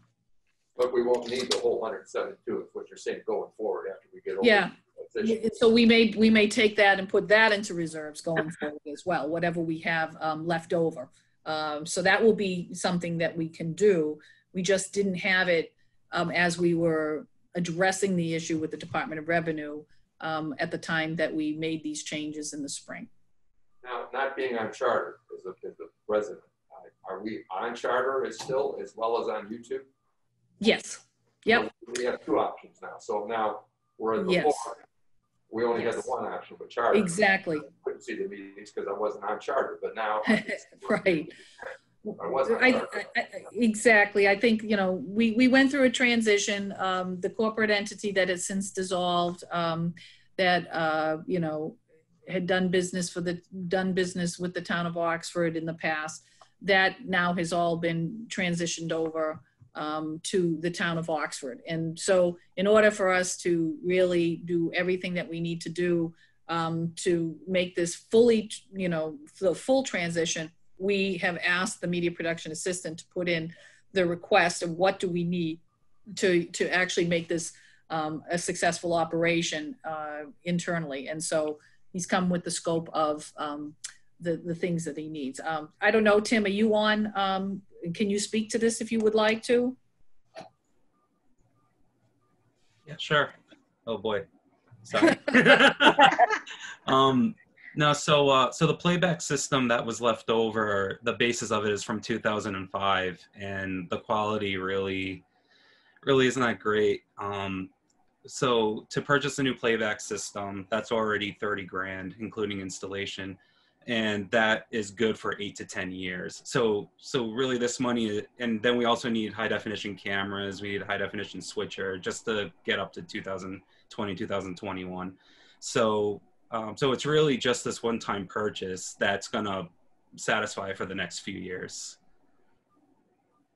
And you've increased access. As I said, I was limited because I wasn't a charter customer. So we've expanded access to the community. If you're not a charter customer, you still have a YouTube option. Oh yeah, because technology is just constantly changing. So yeah, just being able to be on demand on YouTube, people can now use any Roku, Amazon, Apple TV. That now you can watch all the meetings from there too. So we have a more robust system from an public standpoint, access. Mm-hmm. Okay. Any other questions for the committee? Tim? No. Thank you, Tim. Thanks. Okay. All right, so I hear a motion to recommend. Move to recommend. Second. Second. Roll call. Mr. Yule? Yes. Mr. Bacon? Yes. Ms. Mazeka? Yes. Ms. O'Neill? Yes. Thank you, Mr. Chairman. The next article has to do with what I had alluded to at the beginning of the meeting, where I talked about selectively putting some money back into areas within the operational budget. And so this is once again to help supplement the areas to the tune of about $270,000 between the town and the school, to actually put towards places that had been cut because of the conservative approach we took. I just want to remind people that the regular staff, including the administrative assistants, their salaries were all frozen and were contingent on the previous fiscal year. And we had actually taken out money in a number of departments with staff, and we are even selectively putting small amounts back in. As you can see, the amounts that, well, I don't know if you can see, I do believe Katie may have shared this with you, but the goal here out of the 270,000 is putting some money back into the manager's office. As you know, I had reduced and furloughed not one, but 3 people in my office out of a total of 4 people. And it's not just my office, between the Board of Selectmen and the town manager's office, except they all administratively fall under my department. So what we're trying to do is actually add a little bit of a part-time person back because we're finding that, especially with this COVID, that and all of the money, all the attention to detail to document what is going on with our finances, with our grants, we're still coming up a little short. So I'll break down the 270,000 of where, you know, we're expecting it to go. 20,000 would go to the town manager's office. The finance department would have 12,000 that it would go to. Again, this is purely to keep people whole going into this next fiscal year. If we've cut those people's or frozen those people's salary, we anticipate that's going to be another thing that's on the table as we enter into next fiscal year. Instead of having 2 back-to-back ways of doing it, remember that anybody who had a contract, you know, we don't have the ability to not honor that contract. So all of our collective bargaining agreements were held to the yearly salaries that they would have anticipated, but all the administrative support staff and some department heads were not. So when you see the word salary, you know, you're talking about combined salaries. And so the finance department is at, would have 12,000 that would be added. Legal fees, because of the pandemic, our legal fees have gone up. We've had some pretty high profile legal cases. And so I had gone from $100,000 down to 85,000, and we're looking to put, I think, was it 80,000 or 85? I'm sorry. But we're looking to put $10,000 back into that to make sure we don't shortchange for the end of the year, because we still have ongoing cases. Human resources, once again, we're dealing with a whole host of trying to manage some of the schools' expectations as well. They've lost some personnel in human resources there. And so this is to make sure the administrative assistant that we've brought on board will be able to continue along with supplies and miscellaneous. So that would be $7,000. The town clerk's office is one of the larger areas that we're going to put $50,000 back. When it says salaries, it's because we cut an entire position out of that. We have now just lost to a retirement prior to a historic election, our town clerk. It has required me to bring on the professional services of a town clerk consultant, and we're trying to make an appointment for a temporary town clerk. But in addition to that, all of those things I expressed earlier about the changes in the entire voting process of what is being mandated by state and federal guidelines means that this office has actually gone quite up in terms of need. I can tell you that the staff is becoming more like the town manager and working 7 days a week, and they're exhausted, and we're bringing in more election workers just to try to do the mail-in ballots and also to process all of the early voting, which went from 10 days to 14 days. So there's a huge uptick in the actual needs of that office. So I'm asking for infusion back into that office of $50,000. Land management would be $10,000. Memorial Hall is $30,000. Again, we've, because of the pandemic, even though we had cut back staff while we were not open, we've created a customer service window that you know that is open to the public. We need someone to staff that. We've opened it only partially because we had cut the administrative staff back so much. We've had someone working in my office trying to handle that. And of course, the volume of service at that window has gone way up, and it goes way, way up because of the fact that we have our tax bills coming up, as well as voting, and people are dropping off their ballots, along with all of the other things. So that 30,000 going into Memorial Hall is going to go for a senior float clerk that will be tasked with that window, you know, primarily, okay? DPW, again, the administrative staff had all taken reductions to their workforce hours. This does not restore them, but what it does is allow them at least to be placed at the salary that they were, you know, not last year, but they would have been anticipated for this year. They get their step increase that would have gone with a positive evaluation. Council on Aging is, sure. What was that? 20,000. 20,000. 20, oh, I'm sorry. Yes, it's 20,000. We don't have this in front of us, by the way. Chief. Okay, all right. And I'm putting that based on the conversation I had with the our town finance director. It's all right, but I will be in front of you, continuing to be in front of you. I'm giving you the logistics, and I apologize if it's not in front of you. That's why I'm articulating it.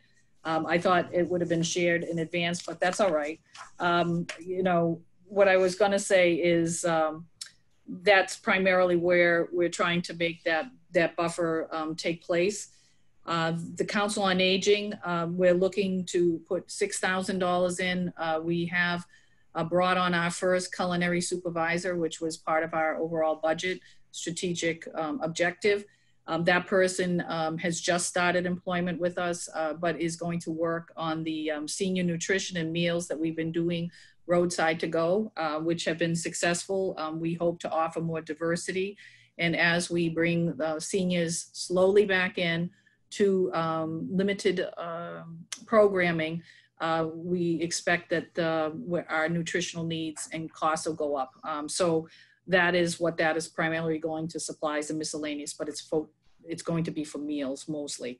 So that's $6,000. The library would be $5,000.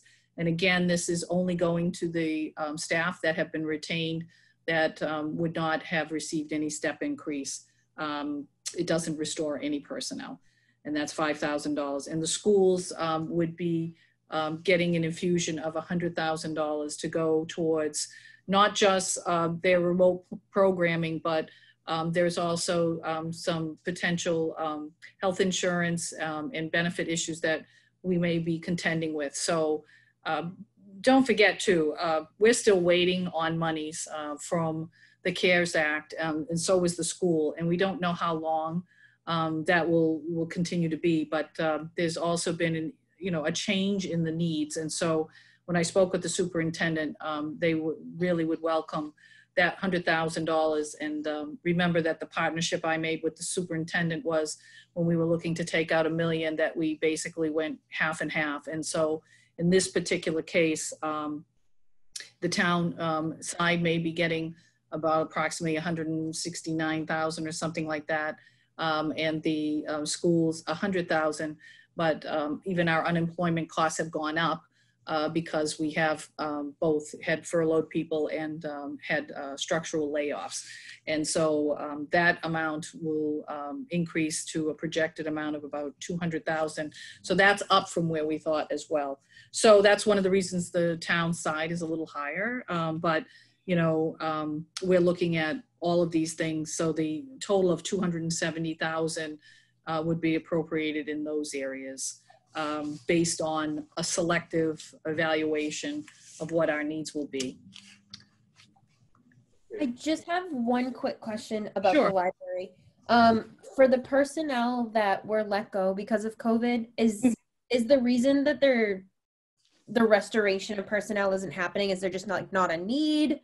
Or what is that? Okay. There's been definitely a restructuring that has taken place. I mean, they're still only really doing curbside at this moment. And there's good reasons for that. I mean, one of the things that we just don't have necessarily the volume We also are addressing, increased custodial services, which is, I forgot to mention under DPW, that is one of the things we're bringing back. We may have laid, certain people off, but now we have some buildings like OCC that has very limited programming, but that means now we have increased custodial needs. And so that DPW 20,000 also includes, a part-time custodian for both, the increased requirements that are anticipated as we ramp up very slowly. But yes, it is a management decision because as you know, we actually kept people whole during the worst of the pandemic for 2 full months where people were not able to do work at home. We did that, and then at the end of the year realized that there was not a normal coming back anytime too soon. And, unfortunately, as we're looking at major operations here in anticipation of how those have changed and what are the, priority areas, that was one area that wasn't. You can't have a clerk waiting to check out books when there's nobody in the library, yeah. Right? So, and we used to have a need for that. We just don't have it now. Maybe someday that will come back, but maybe it will be streamlined in a different way based on however we come out of the pandemic at the end of the day. And so that is really the reason. And so this $5,000 is not a lot, but it is to the people who are there, who are actually continuing the operations as they've outlined in their pandemic plan. I know it will mean a lot to them. Great. Thank you, Town Manager. No problem. I have a couple of questions. One, on all these changes to these various budgets, as the Finance Committee, we voted a budget back in June, line by line. Now the lines are changing.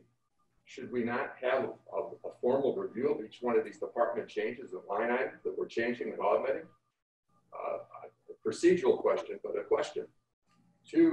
Question two is, on these grant monies that we're waiting on, this is in prior to receiving it, where is that money going? To free cash, or how do we do that with us in the school committee? I know the schools, based on what Katie had provided us tonight, have fared well on the cherry sheets as far as what the state said they were going to do and what they actually did, for the better, more than the town. And I have no problem seeing 100,000, but all these different departments changes in their budgets. As a Finance Committee, I'm just asking procedurally, shouldn't that be reviewed on a line-by-line basis on each department that we took a vote on, and that the town's going to have to do the same at town meeting, each department, when they change each department's budget? Again, we will have to have a motion that will include each line. Each department will have, in the motion, there will be a motion, each line will be referenced. So you're right, there has to be. Have not recommended each one of these budget changes by department? Procedurally. Procedurally, I think that makes sense, that the Finance Committee might want to recommend 20,000 for the town manager, 12,000 for the finance department. Katie, that's the problem. That's, it's fair to the committee to have the town manager read this in front of us, and I'm sitting there with a pencil. And then yeah, you're right, you were supposed to be sent it. It was not sent to you. The committee looking at us, and I'm saying, they're going to look at us as a committee and say, did you do your diligence? It's all being done at the last moment. We talked about this yesterday, so you're getting it as fast as we can give it to you. And I sent an email last night, and I had hoped it would get to you, and it didn't. But it doesn't really matter because it changed since it was sent yesterday. So we would have had changes to it anyway. I'm only coming from a procedural standpoint and from the town looking at us as a Finance Committee in front of them. They won't know. But you'll be so prepared that they won't know that this all happened so quickly. I'm just saying, procedurally, we went through every line item of every budget in June. There's a lot less for this. This is just we're not breaking this down by line, so you're not going to have that. It's just going to be bottom line: town manager, finance department, legal, HR, town clerk, land management, memorial hall, DPW, COA, library, and school. Bottom line. And that's all we're voting on. And it's in addition to what was voted on. How the community, the attendees of this town meeting are going to receive it. And maybe it'll be a lengthy town meeting because every one of these items may be challenged or well, hopefully fine. Hopefully the moderator can keep it in line. Just saying, you know, we're deviating from procedure. Mr. Chairman, I don't think, I'd like to just address that. I don't think we're deviating from anything. I think what we're trying to do is be conservative. We're not necessarily guaranteeing that the money that is being put in will be there next year, but it is within our levy capacity. We took a very strong conservative approach. I'm not to say that it wouldn't have been in our budget. It would have been there if we never had COVID. So what we're trying to do is still err on the side of caution, but you know, also recognize that staff have been through a lot, and administrative staff in particular that are, you know, helping run the town hall, you know, I get concerned that we could have protracted years where no one continues to get any kind of increase. And I'm saying to you now, based on the numbers we have now versus what I was, you know, laid to believe would be coming in, you know, we have the ability to do this, not just out of fairness, but also as a way of making sure we make these adjustments. I have no problem arguing for any number of these things, whether it's a custodian in DPW, bringing that person back part-time because of the increased needs we have as we slowly open up programs. Talking about the town clerk's office, I can tell you unequivocally, that is a cost that we cannot shirk at this point in time. So, you know, we still, and you're looking at this next year, that money is not necessarily appropriated to the full bottom line. You're still talking about a significant amount of money that is not, that no longer will be in the operational budget. We're putting $270,000 back out of the 1.1 million we took out. So we're still doing very well in terms of being conservative and cautious. It's just that in next year, we may be back to that, you know, point in time. It's very selective, and there's no guarantee with that, but we have the ability to allow for some wholeness in some areas, but it's not to put it all back, you know, in where it was. Nobody else was asking for the 1.1 million. The town manager was proposing that to the finance committee based on the best, you know, information that had been given to us by the state. So I don't think it should be looked at. You're talking about cumulatively in each department. So it's very small numbers for each department. But again, it's because we have the ability to do that now, but it is not taking 1.1 million, putting it all back, and then expecting that we're going to do the same thing next year. It is. Our budget for 2021 versus 2020 was only 47,000 over. So we're talking about putting 270 back. So we're talking about a budget of 21 versus 20 with this infusion of 317,000. And when you put that in the percent terms, that's less than 1%. So I understand if you put it in that context. My only concern was a procedural concern, looking at the committee, looking at the town, looking at town meeting, when we say we're going to recommend. Sure, and I can hold to these numbers that I've expressed to you tonight, but it would be, you know, and I'll hold to it as best of my ability, but it will be in the motion, and you will get those motions written in advance, and I can promise you that as well. But, you know, I think like Katie articulated, it is to the bottom line of these departments, you know, and then like I said, it would be the, you know, 20,000 to the town manager's office, the finance department, 12,000, legal services, 10,000, human resources, 7,000, town clerk's office, 50,000, land management, 10,000, memorial hall, 30,000, DPW, 20,000, council on aging, 6,000, library, 5,000, and the schools 100,000, for a total there of $270,000. Like I said, it's only 270. So those are the departments that it will go to. So just, John, on your revenue sheet, like I said, some of these numbers changed today. So they changed after I sent the revenue sheet. So on your revenue sheet, you have 150 for school. That's going down to 100. And then you have 170 for town, which is staying there. Stabilization went from 350, which is a combined of stabilization and capital, to 380. So that's, the numbers changed a little bit. It's all adding up to the same, but they just kind of fluctuated.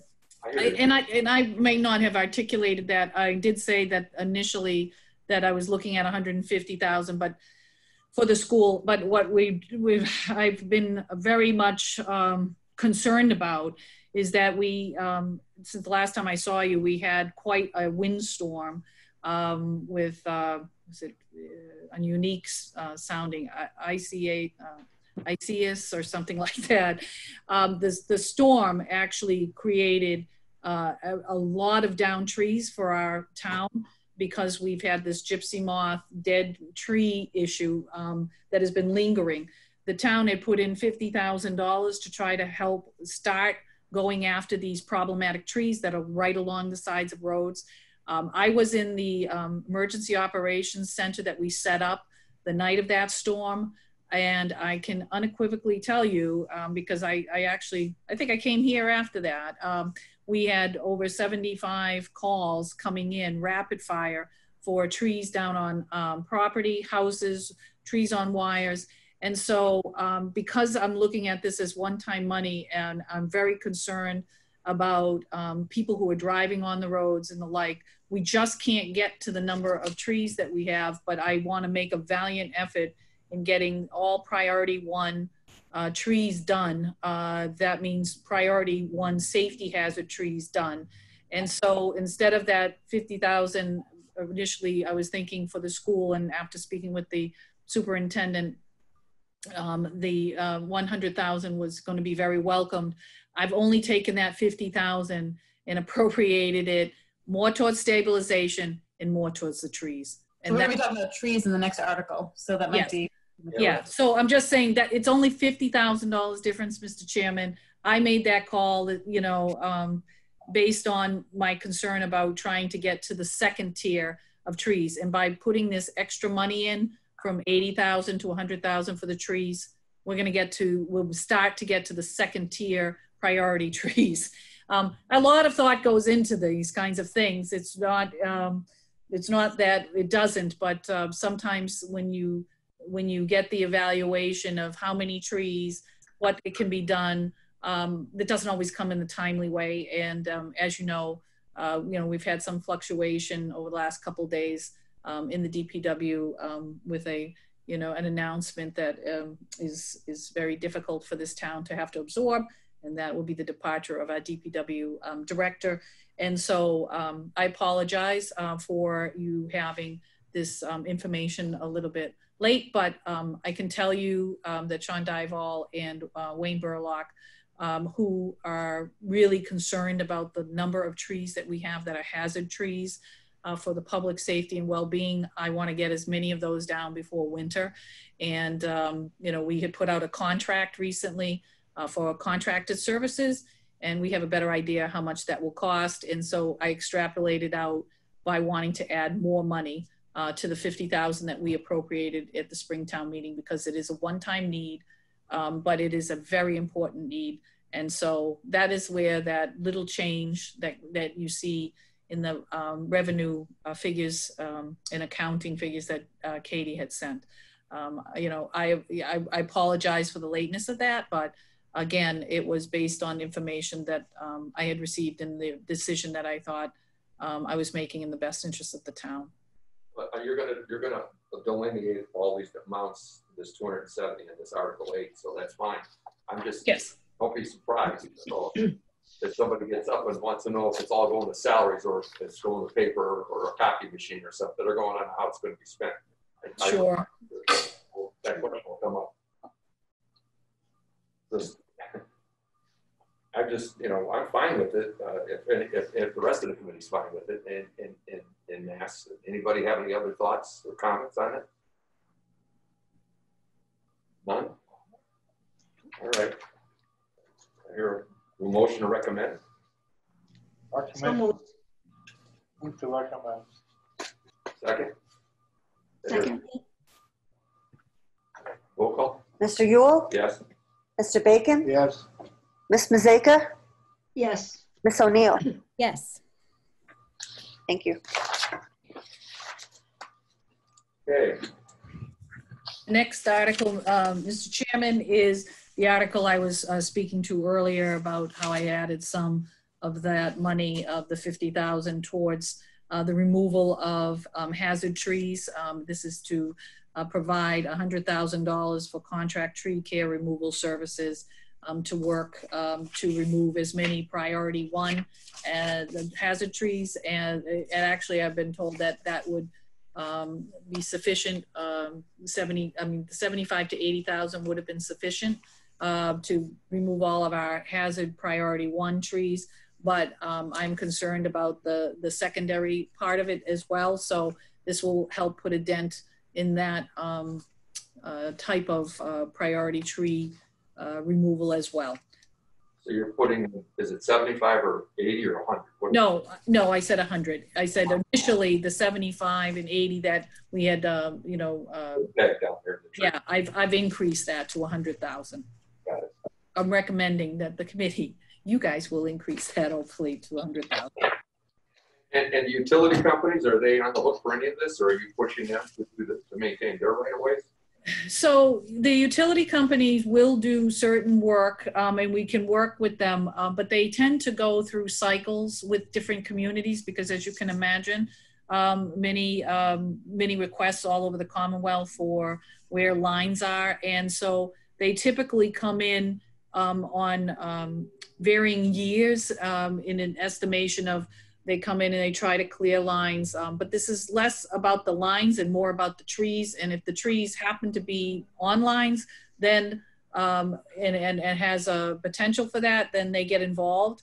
But having said that, we still have many trees that have no national grid or wire issue. They're located in close to the rights of way. And could easily come down, especially now that we've had more than several cycles where the gypsy moth invasion had actually set up a mass killing of oak trees, white and red oak trees, and a number of other trees. Many of those just look like giant skeletons, and they're just in a precarious position depending on what we get for weather. And I don't want to see that. As you know, it increases the hazard for the townspeople, but it also increases the liability for the townspeople if the town has been remiss in removing hazardous trees when they had the ability to do that. So I'd like to show the effort that we are able to do that, and God willing, we'll never have anybody, townspeople or not, traveling or walking or riding a bike, be struck by a tree that happens to come down. So. Any committee thoughts, questions? If none, we're going to motion to recommend. I move we recommend. Second. Second. Roll call. Mr. Yule? Yes. Mr. Bacon? Yes. Ms. Mazeka? Yes. Ms. O'Neill? Yes. Thank you. Thank you. The next article is Article 11, which would be a zoning article that goes before the planning board that this committee would not have jurisdiction. Are we on 10, Article 10? The one in the front. Oh, I'm sorry. I jumped. I apologize. Yes, Article 10. Article 10 was to actually look to see with regards to what the fire chief had presented to the board, looking to take the money that was appropriated for the self-contained breathing apparatus. It was in the amount of $137,500, and to appropriate that money that had been appropriated at the June 25th meeting to be used for the purchase of 2 incident command vehicles. In return of 38,000 plus to you, the town. Yes, so it's this amount that we're looking to appropriate to those. So the article states it like that, but the motion will state specifically that amount. Is there any further discussion after the chief's presentation? If none, No. I hear a motion to recommend. So moved. Second. Second, Roll call. Mr. Yule, Yes. Mr. Bacon, Yes. Ms. Mazeka, yes. Ms. O'Neill. Yes. Thank you. Okay. Article 11. Article 11, now, I'm sorry, I jumped the agenda here. It is a zoning bylaw article, and it has a hearing before the planning board. It is an article that seeks to have only electric powered watercraft on the Robinson Pond. I move we defer to the planning board. Second. All right, we got a motion to defer. A second. Roll call. Mr. Yule, Yes. Mr. Bacon, Yes. Ms. Mazeka, Yes. Ms. O'Neill. Yes. Thank you. The next article is Article 12, and Article 12 has a very, it has a different type of financial implication. This has to do with a purchase that is taking place of the property at the corner of Route 20 and 56. It was the former estate of William Winifred Duffy, William and Winifred Duffy. From 1951, there was a parcel there. It's the old club, I should say, that is going to be the future of a retail marijuana building. Okay. And what happened is they got into the purchase and sale of the property after negotiating with the owner, only to find out when they did the title search that there was, at one time in the 50s, this whole entire parcel and a small parcel within it was put into tax title. And unfortunately, when it went to be recorded in the Worcester County Registry of Deeds, they only put the larger parcel and forgot the 855 square foot parcel. So, and it's right in the middle of it. So that was not the intention. It clearly states from legal counsel that the intention was for both properties to go into tax title, and they eventually were bought out, and now the current owner is about to sell. And so what we need to do, and what this article seeks to do, is to actually, because the town still owns it, because it was never recorded properly, that we would allow the 855 square foot parcel to be sold for $1. So the motion is going to be, because we really don't own it, the other person has owned it, but we own it technically by a mistake that was made years ago. And so we do want this retail marijuana establishment to go forward, because we will get revenue from it. So the sooner we do that, the better. And they're all prepared to move forward with the actual purchase and sale. So the article seeks to have the town actually sell the 855 square foot parcel, more or less, for $1. And that satisfies our requirement as a community to host up to, based on our liquor license, 10% basically. So we'll have our 2. Yes, yes, exactly. Okay. All right, any comments, questions? If none, do I hear a motion to approve, or do we defer? Well, I think you should approve, only because There's $1 there. there is a dollar implication, and it's not just the dollar. Alex? It's the whole business that's going there, and we, in the 855 square feet, have no value to us if we can't execute the purchase and sale so the business can go through. I heard, and it's in the middle of the parcel. So. Yes, it is. Sliver. Okay, do I hear a motion to approve? So moved. Second. Second, Roll call? Mr. Yule, Yes. Mr. Bacon, Yes. Mrs. Mazeka, yes. Ms. O'Neill. Yes.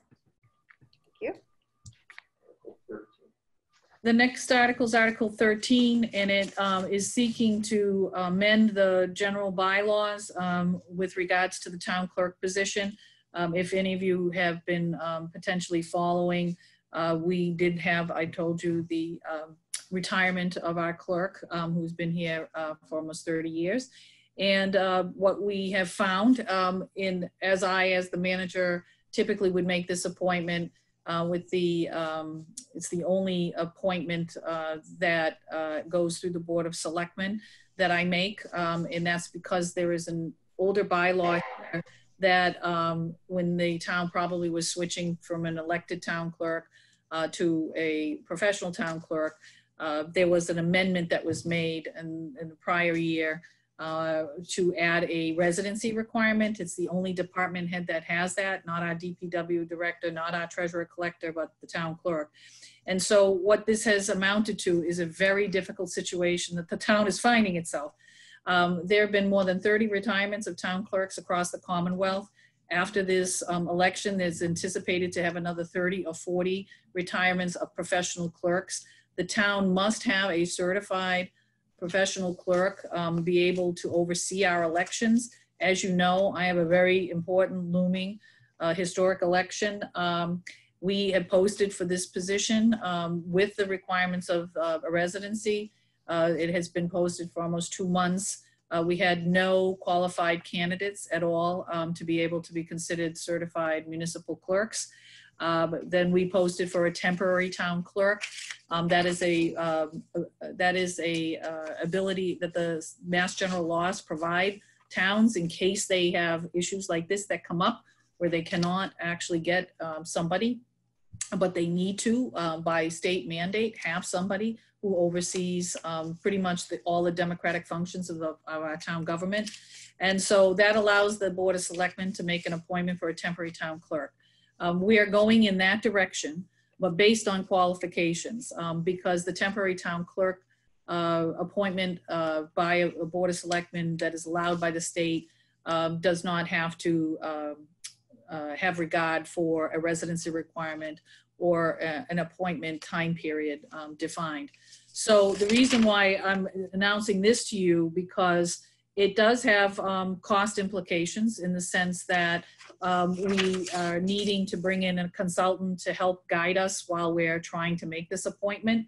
And, you know, I would strongly advocate that it may continue to have considerable financial implications if we have to keep addressing the issue by either having, you know, somebody temporary for an extended period of time along with consultants. So that the only thing I would ask is that the committee, if it thinks of those kinds of financial implications, make a recommendation to make a change. Now, the only change that we're asking for is the removal of the residency requirement. And our legal counsel had met with the Board of Selectmen last night to explain that you know, there are penalties potentially from the federal government and the state government that if we can't actually seat somebody as a professional certified clerk, that will come back financially, potentially to the town. And so I would strongly recommend that this particular, what I consider to be a pretty older, archaic provision for a department head, particularly a clerk department head, actually be removed. So that is going to be the recommendation that I would make to the committee and to the townspeople, because it does have both financial implications and potential penalties associated with not being able to fill the position. We are not going to be alone, by the way. I'm trying to get this appointment done as expediently as possible. And I will tell you that it will only get more difficult after the election. So if we can seat somebody, that's great for whatever we got to do, but we've already encountered additional costs because I've had to bring in a consultant as well to keep things going. We did not have anybody within the clerk's office that was a certified municipal clerk at that time or had the skill set or desire at that point in time to step into the role. So we find ourselves where we are. So it's not just Article 13, it's also Article 14 because it was also put in the charter. So this is not to remove any of the other portions of the process. You know, I could have removed or asked the townspeople to think about removing the fact that the appointment is mine. I do all of the work, all of the vetting, all of the interviewing, and based on and look at the references and make the best, judgment call I can to bring in the highest, most qualified professional.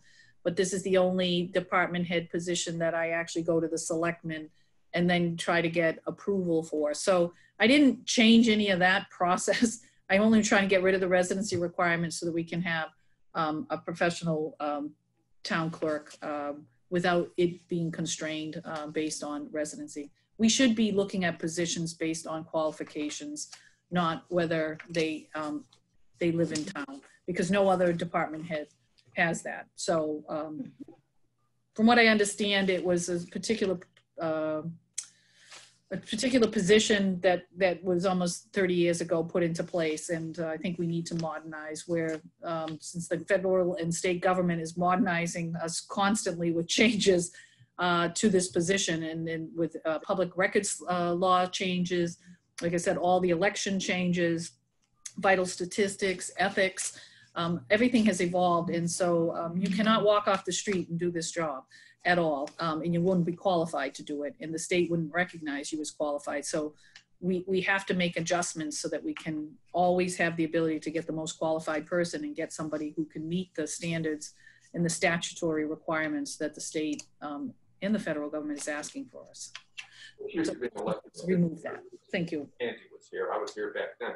And the horror stories of other communities where they were running it out of their front living room, and they were elected officials who weren't competent, and tax money was being lost, and people's houses were being foreclosed on. They paid your taxes, but they didn't get credited.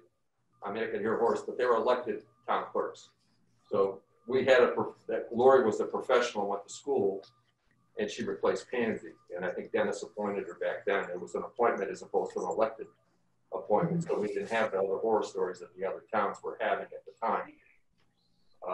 And now it's an appointment. And now so you're adding the selectmen's approval to your appointment. I spent 13 in your it's there. I'm not adding it. I'm sorry, Mr. Chairman. I'm not adding it. I just didn't remove it. I think it should be, I think as a department head, it should rest with the town manager. That's my position, but I'm also mindful that sometimes you have to make small steps, but maybe someone makes a motion on town floor that, changes that. But the recommendation here is really, the major problem here is not that I couldn't put a candidate that's qualified in front of the selectmen that would meet the merits of that after using a consultant and potentially saying, temporary with, the hopeful ability to remove this residency requirement.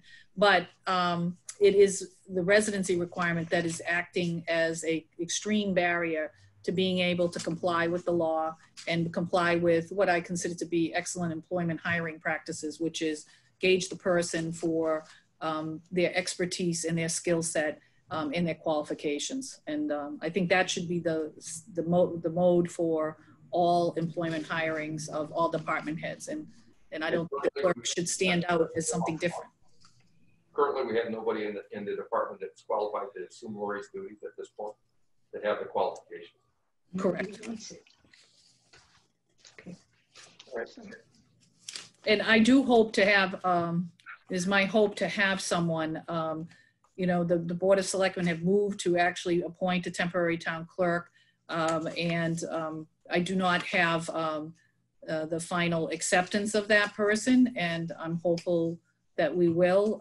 But obviously anybody who is willing to come and do that is, also anticipating that the town will recognize that they're doing it based on their skill and competency and not where they live, even though they live only a few miles away from here. So, but that would be a discussion for a different day because I haven't been able to secure that person yet for employment.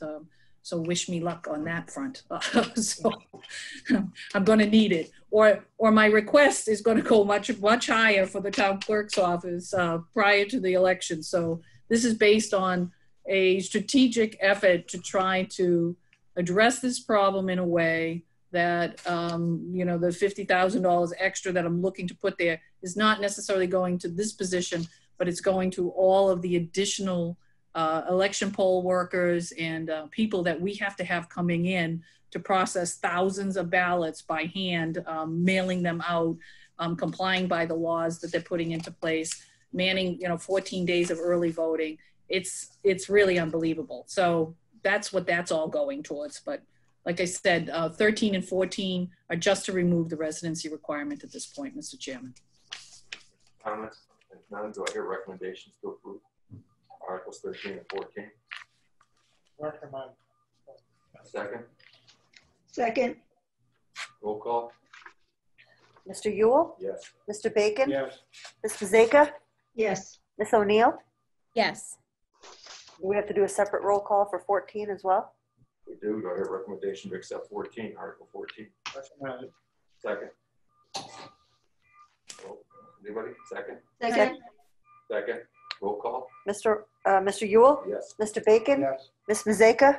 yes. Ms. O'Neill? Yes. Thank you. Okay.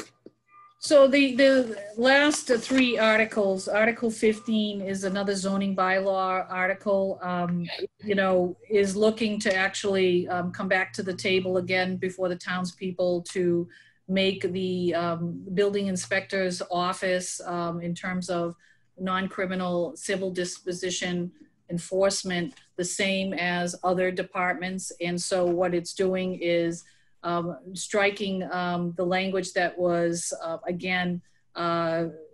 implying criminal processing versus non-criminal disposition. Again, this is an example of somebody put terminology in where it doesn't belong.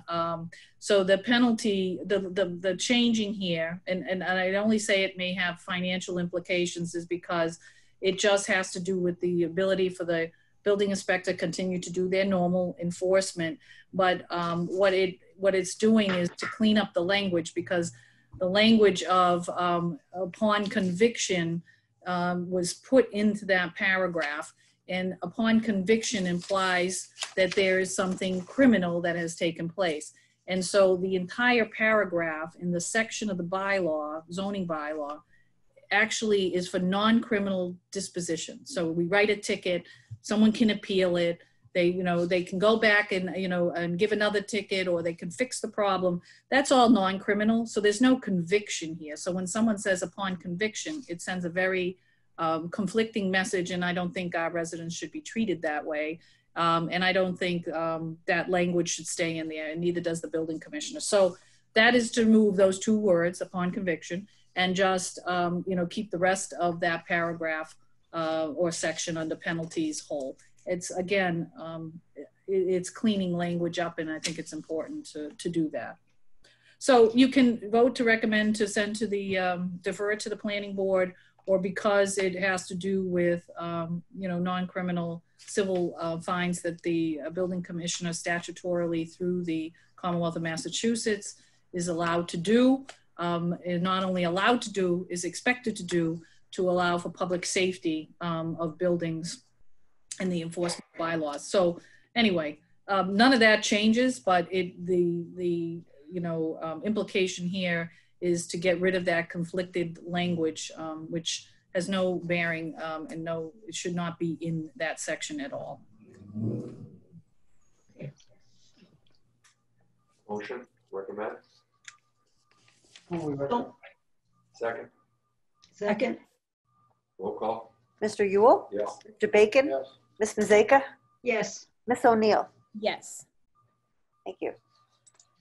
The committee will be happy to know that the next two articles, Article 16 is a new article, zoning bylaw, that is looking to actually strike out the old zoning bylaw to replace the permitting of, egg-laying chickens and ducks from a special permit process to a license process. This is a very important article that is trying to adjust, once again, an old way of doing things that became very cost prohibitive for our residents, and had steps that were really not necessary and not conducive. And so this doesn't have financial implications for the town per se, but it has financial implications for residents who are seeking to have egg-laying ducks and chickens.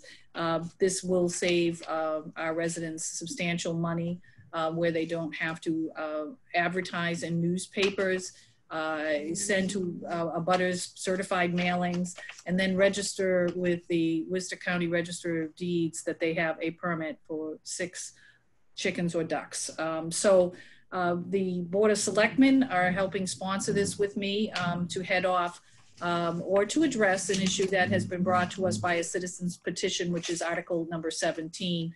And so I worked with the sponsor and with the Board of Selectmen to come up with this. So I would say that this, would not necessarily have financial implications for the Finance Committee, but I thought it was important for you to know the background of why we're doing that. And Article 17 is the citizen's petition, but we anticipate Article 16 will address that, and we'll modernize our license process for chickens and ducks.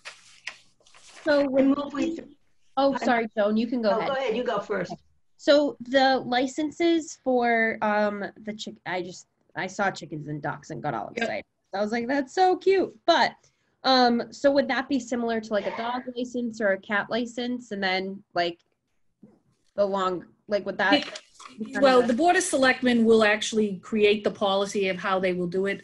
People, I still think, need to be, and the sponsor of the citizens petition agrees that, people still, their property should still be evaluated by the animal control officer for how they're going to set up their coops and stuff like that. Abutters should be notified, but they don't have to be done by certified mailing. So it's, we're talking a couple, of dollars for an abutters list versus, $120 or $130 it could be sending it by certified mail. These are some of the things, sometimes it could cost upwards of $350 a permit, a special permit. And that special permit would be actually going with the land. So if you sold your property because it's registered on your deed that you have this special permit, it would have been awful in the sense that you, then the next person automatically gets this special permit, even though they haven't been vetted by the town in any manner or the animal control officer. So the license process will be very simple. It may still, depending on the selectmen, have a public hearing, but it would be a straightforward public hearing where the animal control officer gives their input, and it is not something that's published in a variety of papers for many days in advance. And it would just be notified, and the butters would be notified, and it would just be a simple hearing. Mm-hmm. Awesome. Yeah. Okay. Yes. I move we defer to the planning board, Article 16. The planning board. We'll hear a second. Second. Hear a vote. Roll call. Mr. Yule, Yes. Mr. Bacon, Yes. Ms. Mazeka, Yes. Ms. O'Neill. Yes. Thank you. Article 17. I would say, Mr. Chairman, that Article 17 is also being included in the public hearing for the planning board. So I would, and the sponsor of the article for the citizens petition knows that. So I would just recommend that you may want to consider deferring to the planning board as well. I move we defer Article 17 to the planning board. Vote. Mr. Yule, Yes. Mr. Bacon, Yes. Ms. Mazeka, Yes. Ms. O'Neill. Yes. Nice to see there are no roosters included, because I've slept near them, and it's not pleasant. And I'm assuming that the animal control officer or chicken scat will understand that there's got to be some maintenance and cleanliness so the neighbors don't smell the chickens. That's why we still have a process that will be in place, but it'll be a slightly different process. Mr. Chairman, I want to thank the committee for allowing me to go through the warrant. I appreciate your patience.